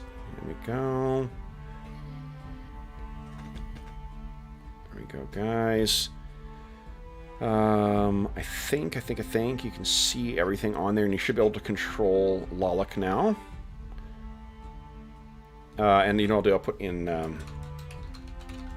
He's the beggar. There's Lolok. Lolok the beggar. Nice. And then what we got here? Here we go. And then I'll add them as NPCs between now and next Friday if they survive. And this is, I know the guys will be happy. Well, I mean, you guys will be happy to have more hirelings on offer. This is Mulcox. Mulcox has a whopping 3 hit points. The one thing is we do, unlike some of the other Barrowmaze games we've played, these guys, we use the full dies at -10 with them. So they're not treated as like, minions or something like that die automatically. It does, of course, mean that you're wasting healing resources on them if you're trying to keep them alive, but... healing bar's in the wrong place. Boom. There we go. Okay, so there's Mulcox. And then Wolf. There we go. And the funniest thing is with, in comparison to the hirelings, most often the animals, the dogs, have way more hit points than what they do. Oh, really? Yeah, because they're usually 2 hit dice for the dogs. Oh yeah, he's got 16 hit points. He's got more than any of you guys. Whoa, Oh, man. whoa. Yep. It's a hardy pooch.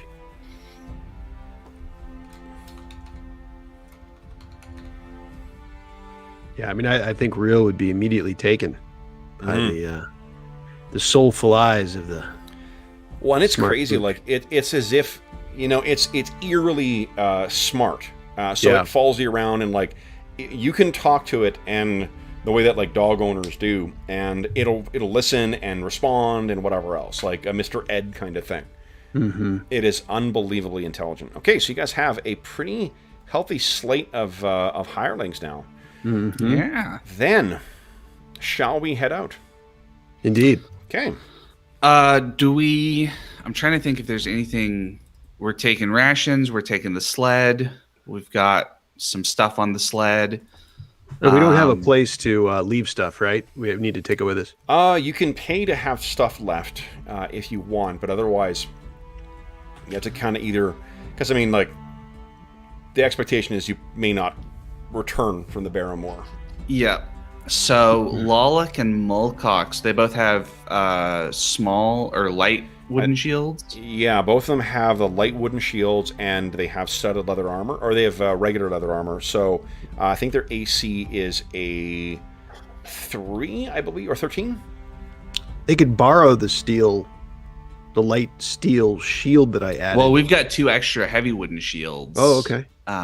In the party loot. Okay. So we could just give those, Yep. say, Lollick and Len. Mulcox, congratulations. AC improvement for you guys. Okay, so each of them would then have, because I think leather gives +1 and studded gives +2, which means these guys would have a 13. Or did I say 13 before? You said 13 before. Yeah, I think I may but that because I may been have given them more AC than they actually have. No, it's 2. Studded leather is +3. Padded is +1. So that's the. It does have a huge dex bonus allowed, so that's the upside of that. So then, yeah, they will have a 14 AC with the shields. Nice. It's not bad at all. We're going to have a full shield wall. Yeah. All right, so then, guys, let's get you back into the Barrowmaze. So let me copy these suckers here. Rikas, what spells did you, or your spells prepared for the day? I have, let me check. Yep, I've got the, gonna change that because that's a typo, but I've got level 0, a read and 2 detect magics, and then I've got a protection from evil and 2 blesses that I can turn into cure light wounds in case people get into trouble. All right. So we've got some variety going. All right. And hopefully, if this wolf is, or dog, whatever it is as smart as you seem to think it is real, maybe it can guide us through the Barrowmaze. Well, it can't hurt. We can have it help. Okay. So what wolf will have... because you guys will quickly pick up on this, that he does seem to, for one, understand what you're asking him to do, and complying with it. Wolf. That's even better. Yeah.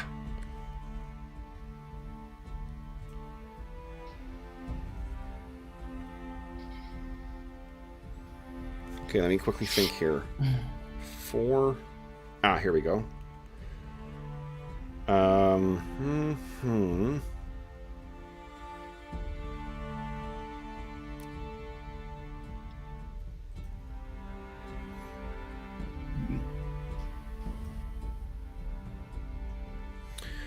So he will have a plus 6 with survival. Oh shit. He's easily the best at survival out of all of us. I mean, he's going to be in charge of the group soon. Yeah, can we just give the command pad over to Wolf? Fuck these hirelings. I want to play the wolf. Exactly. The wolf like pawing commands to the rest of the. Oh man, We're gonna take that other guy's chalkboard and give it to Wolf so that he can communicate with us. he finally breaks his oath of silence. Hey, give me that back! Oh man. Okay, so guys, I have rolled random encounters for at least 6 hours worth of time. All right. Now, one thing I want to quickly mention as well too is that one of the ways that one of the things that is attractive about 3.5 for the people who play 3.5 is that like as you get to know the system and like how to kind of work the skill shit, you can find a lot of little ways to kind of nickel and dime yourself some extra benefits. In particular, things like items. There's a lot of items that'll give you like a +1 or a +2 if you're using them. And then once you guys reach level 2 and you're able to reach rank, I think it's 5 in your skills, you will start seeing synergy bonuses from different skills. So when you reach like 5 in knowledge nature, I believe it gives you a +2 to your survival.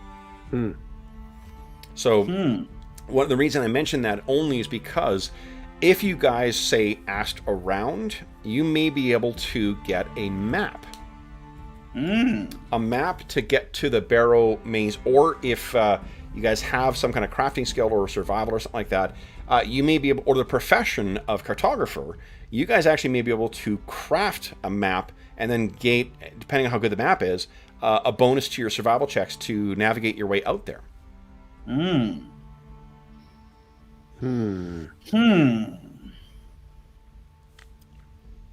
Do we have a face? Yeah, knowledge nature and knowledge geography, it looks like do things that might be useful. We don't really have a face of the party, do we? We have a interactive guy? Well, Barrat's really good at intimidating people if we want to, Yeah. But I don't think we have a friendly face, no. Okay. I was going to say, we could ask around for the map, try to get a little... What you rolled incidentally before, those things were going to act as if they were friendly to Barrat, like super friendly to Barrat for an hour. Nice. And then it would shift back to like, wait a minute. That's pretty good. Yeah. Cool. Okay. So I think... Yeah, let's ask around, see if there's a map or even like a compass or something. I don't know if that might be a little high-techy. So what that would be is there's a use of diplomacy to gather information. All right. I believe that's the skill I'm thinking. Gather info is a separate skill in this. I couldn't remember if they consolidated it or not. Do either of you guys have any points in gather information? 0 is my best. Carm. I have a misc modifier of 2. Oh, nice. Okay, so for being a half-elf, I think. Excellent. Do you want to just give us a roll? Yeah, let's try it. So to actually find the map is probably going to be a 20. So it's but that's why we roll dice, because yeah. No. All right, so not even a hint of it. No, like, are you mad? No one's got a map of this stuff. This is the advantage of having bards in the party. Is for well, you got 1 point of astonishing fortune. If that's we do have 1 point. That's kind of what I was thinking. Is we got 1 point of astonishing fortune, and we're so close to quitting time. Makes no sense to leave house money on the table, right, Sean? Put it to work. Yeah, let's do it. All right. Gather info. Wolf would be all for better, it. but not That's enough. what I know. Wolf says, "Go ahead." Yeah. Exactly, Wolf. I appreciate it. I didn't do good enough, but we had a good chance between the 2 shots. He kind of whines. His ears go flat against his head. Yeah, I'm sorry too, buddy. Okay. All right. So Wolf's survival bonus was what? 6. I think you said. Yeah, 6. Great. Okay. So then, I will let let's say 4 people try and assist with it, if you want. Let's say 3, actually. Half of what his bonus is. So who wants to roll to assist here? Assume that Lollick and Mulcox have 0 points in survival and likely a -1 from their wisdom. All right. So I've got my +3 for survival. Barrat has a +1. Yep. From last time. Yeah, +1. +3 from Rikus. So Rikus and Barrat, and then 1 of Real or Karm. Okay. Well, you see, everything you just said is higher than what I got. So okay, whichever. Well, we got one more guy. Yeah, a 0. We got one more. I got a 0. A 0. All right. So Rikus, Barrat, and Real. Okay. And it's only a DC 10 you need. All right. Survival. Nice. From Rikus and survival from Barrat. No. Okay. So you guys set out with Wolf in the lean. First out, that's like a +10, right? Because +2 from each of us. Yeah, that's pretty good. It's pretty freaking good. And that's one of the things that I'm such a fan of the survival rules and whatnot. Like that is one thing that it's very easy, very early on to suddenly have like wilderness travel not really matter, unless you roll in that one. Like Rangers in 5e, where it's like, if you're a ranger, you just don't have to deal with anything. Precisely. And you do technically have to roll every hour. So like you do have that chance. And then I like the thing of like getting lost. It would be tedious for the 8 hours. I think I might modify that like if I was going to having overland. But for this, where it's only 4 hours of travel, that's fucking fine. Yeah. If you're like, hey, we've been out 4 hours and we're still not here. What the hell's going on? Yeah. All right. So you could probably do just like a modifier do like a 4 hour split at like -4 or something like that. Yeah. I don't know, -4. You'd have to work on the numbers, but you get the idea. Absolutely. Yeah. Okay. So first hour is uneventful. And hold on. Nice. This is much happier music and a much happier locale. This is not where we are. We are in the Barrowmaze. So let's get ourselves situated here in the Barrowmaze and then put our party down. This is genuinely looking like a Barrowmaze party again, too. Indeed. A huge amount of hirelings. It's great. Yeah. Does my heart proud. Okay. Or not proud, joy. Joy is what I'm looking for. But speaking of joy is, however, not how your characters are feeling. Because you are once again silence out among the eerie silence and oppressive heat and humidity, and every step you take, you seem completely unfamiliar with where you were before. But Wolf does seem to know where he is going. Good job, boy. Extra treats for you when we get back. Indeed. Barks at you. Next hour, guys. All right. Survival. Yep. Outstanding. +4 to the roll. Negative. Right. No. +2 to the roll. Okay. +2 to the roll. Okay. So he rolled quite well. So that is fine. Plus he has a massive bonus. All right. So second hour of travel, likewise. The stories you've heard about the Barrowmaze, maybe a little overblown. Go ahead again. All right. Yep. And yep. Okay. +4 from me. +4. Okay, so that's +0. 0 from you, so that's another +10. So yeah, that's fantastic.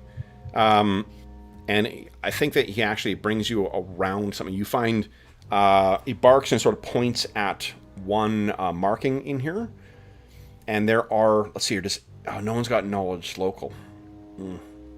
No. Well, Barrat actually might, because he's got a bunch of stuff. Oh, okay. Barrat has the knowledge local, yeah. Yeah, give us a knowledge local check. Nice. Not great. So what he knows, what he's able to say, is like looking down at this. It's about half of a footprint of something quite big and humanoid. Where the heel kind of sits. Unfortunately, like the whole front part of it is just full of that blackened peat-filled water. Mm-hmm. So you can't really, even if you try to like splash it out to try and get a good view of it, you just can't because Barrowmaze. But there's something big that Wolf is trying to draw your attention to. Does Barra have any idea how recent this might have? No. You could ask, I guess, Wolf? Yeah, Wolf, do you have any idea how, like, is this something that we need to be, like, moving stealthily because of? Or are we okay just, this is one of the things that's out there? He looks down and kind of sniffs it and gets up and kind of barks and then kind of runs to the edge of the clearing and kind of like moves his head like this way. Yep, let's follow Wolf. Okay. So, final roll for the hour. Go ahead. All right, survival checks. Nope. And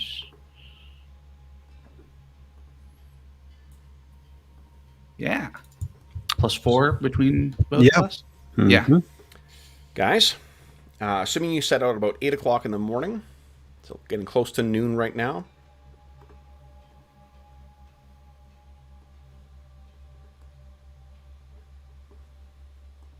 Let me get the initiative tracker out. Just kidding. You guys find yourselves looking upon the shrouded mounds of the Barrow Mounds. nice. And I think, guys, that is where we will leave our session. All So, right. Cool. I need a moment to quickly calculate XP for you guys because it is, XP is all relative in 3.5. So, knowing the challenge rating is not necessarily gotta give me the math automatically. What I will say, guys, is congratulate that toad was no fucking joke, and you guys were way down in numbers and capacity. So, and I got that lucky damage right off the hop. Yeah, well, I was a little worried about us when Barat did a comparatively big hit, took out like that much. Yeah. With Reel still sticking out of its mouth. With Reel still sticking out of its mouth. Yeah. Oh my gosh. What tab is XP under? Does anybody know? It's at the top, I think. Oh, Yeah. Right up under your character name. Good call. experience And I'm points. not the new. You've not done anything meaningful with the new hirelings, so the new hirelings are getting squat from today. This will exclusively be split among Karm, Reel, Rikus, and Barrat. Well, what it means is that the pieces of pie that each of these other characters will get is going to be larger. If I did split that's it, good. yeah, like it's like second edition where like you put it in a pot and you divide it up, and then each of the characters get a portion of that. Okay. Well, but I just want Wolf to get some levels. Wolf's like everyone's hero now. It's almost like a big mascot. And this is Yeah. exactly the kind of thing I just fucking love about using those meat shields or using those kind of random elements, is because we just Yeah. get such fun, unexpected things Yeah. added to the campaign. And then if you're Absolutely. using it as an ongoing campaign, it becomes canon and it builds, Yeah. stuff up very quickly. All And right. we haven't brought in the NPCs stenches yet. That'll come into play. Tracking them by scent will be a little bit easier than, Yeah. yeah. Yeah, if we lose him, Wolf can trail him no problem with the onions and the. The onions and the beggar smell, yeah. Exactly. He's already been seasoned for whatever horrible thing lurks out here. Yeah. Okay, now hold on. It is... All right. There we go. Okay. That's one of the kind of fun and weird things with the Hero's Journey 2nd edition that James Spahn added, is that there's all the sort of classic character ancestries, elves and dwarves and humans and all that. But in some of the expansion stuff, there's some weird ones. Like there's rules for if you want to play like an intelligent bird of prey or a horse or a a dog or a cat or something like that. It's like, oh, that's kind of fun and weird for like not a lot of OSR games with intelligent birds of prey on their race lists. So that's cool. I gotta get a print version of that game because that's I hate reading PDFs. It's a good game. I had fun. That was the one that you ran for us, right? Yeah, that's the one I ran. I had fun with that. It was good. Okay, it was a fun character you put together. All right, I'm also going to give you guys, because you have, I think the risk of going to and from the Barrowmaze is always an achievement, like succeeding in that task. So I think I will always give you a little bit of an XP bonus for when you've returned. All right, guys. So there are 4 of you. How many points of Astonishing Fortune left? 0? 0. Okay. Sign of You a good get session. XP for that sometimes? Yeah, so Astonishing Fortune, in our other games, it converts into 50 XP. So for a per point that's left. That way, like, if you have an RP-heavy session in those old school games, like, you get XP from killing things, but primarily from getting treasure. And if you haven't done that in a session that's just a lot of role-playing, it's easy to feel like, well, I've gotten fuck all. That gives you a little bit of everyone's getting a minimum of 50 XP from it. So it's not a lot, but it's better than nothing. Yeah.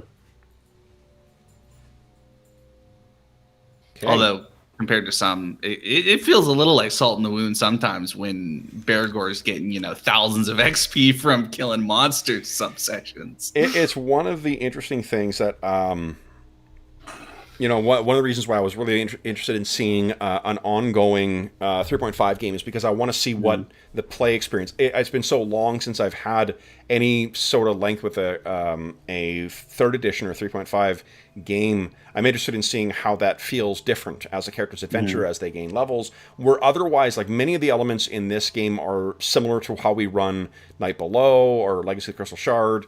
It's going to be just the underlying rules that will be slightly different and how we get XP. So, guys, each of you... Oop, what's happening? Come on, you sheepers. My mouse just went bananas. Each of you guys is walking away. So, Real, Carm, Rikus, and Barrat, 375 XP. Nice.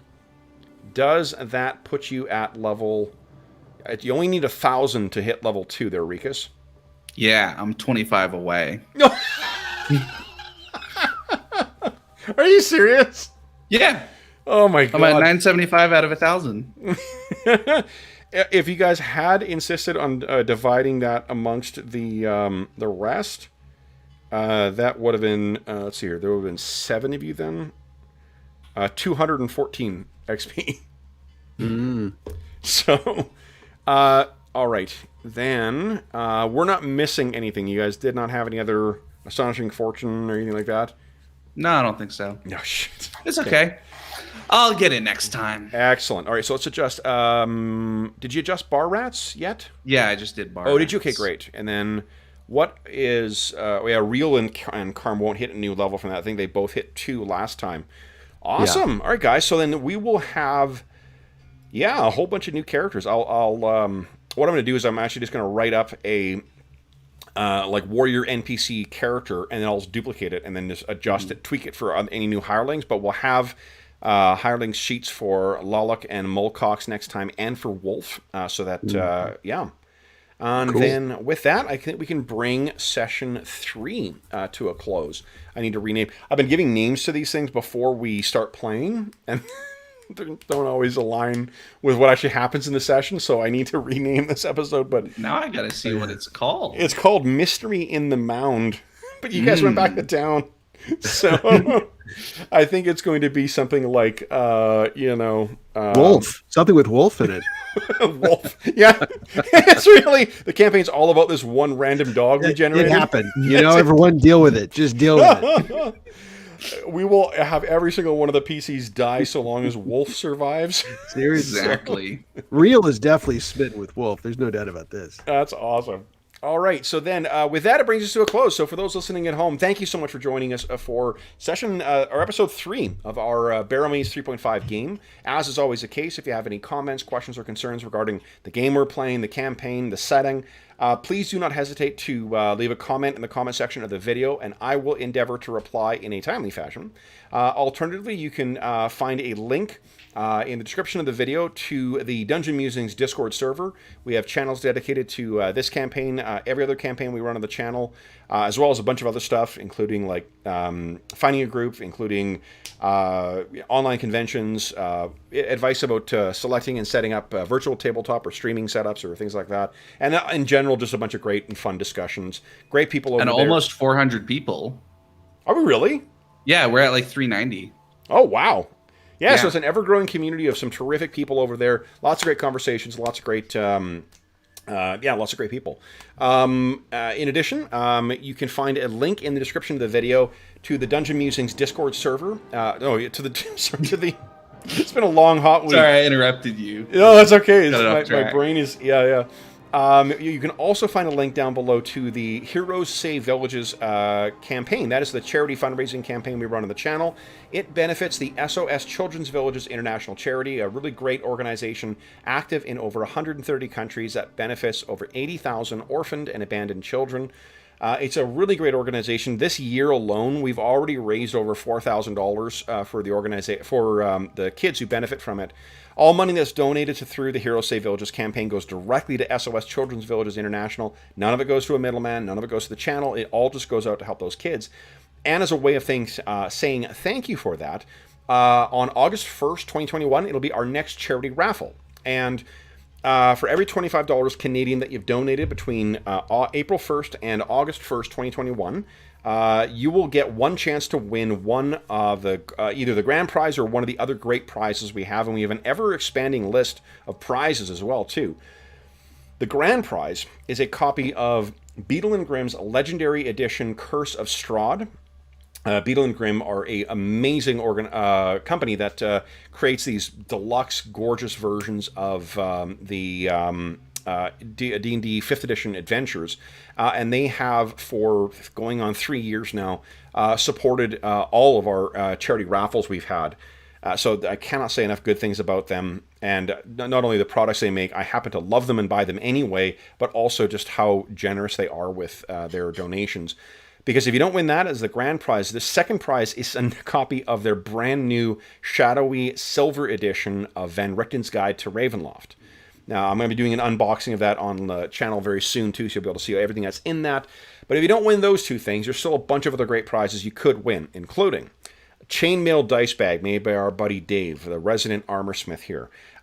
You could win a bunch of different prizes from the Redbubble shop, for the Dungeon Musings Redbubble shop, including posters, t-shirts, and mugs, water bottles, that kind of stuff. You could also win, there's 2 Dungeon Crawl Classic modules donated by our buddy George.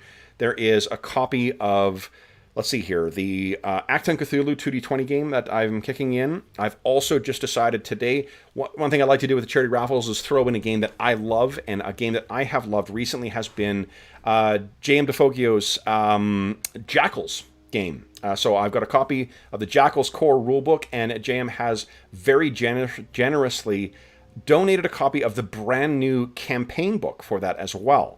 The Fall of the Children of Bronze. So we've got 2 great books from the Jackals RPG. We also have, there's something else that I can't remember, but I'll think about it later.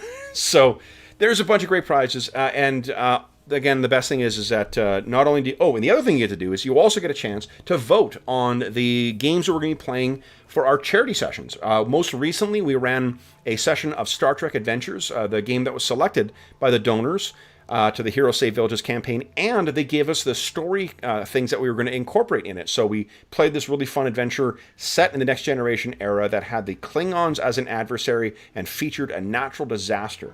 I'm going to be posting tomorrow the new games, the games that people can vote for.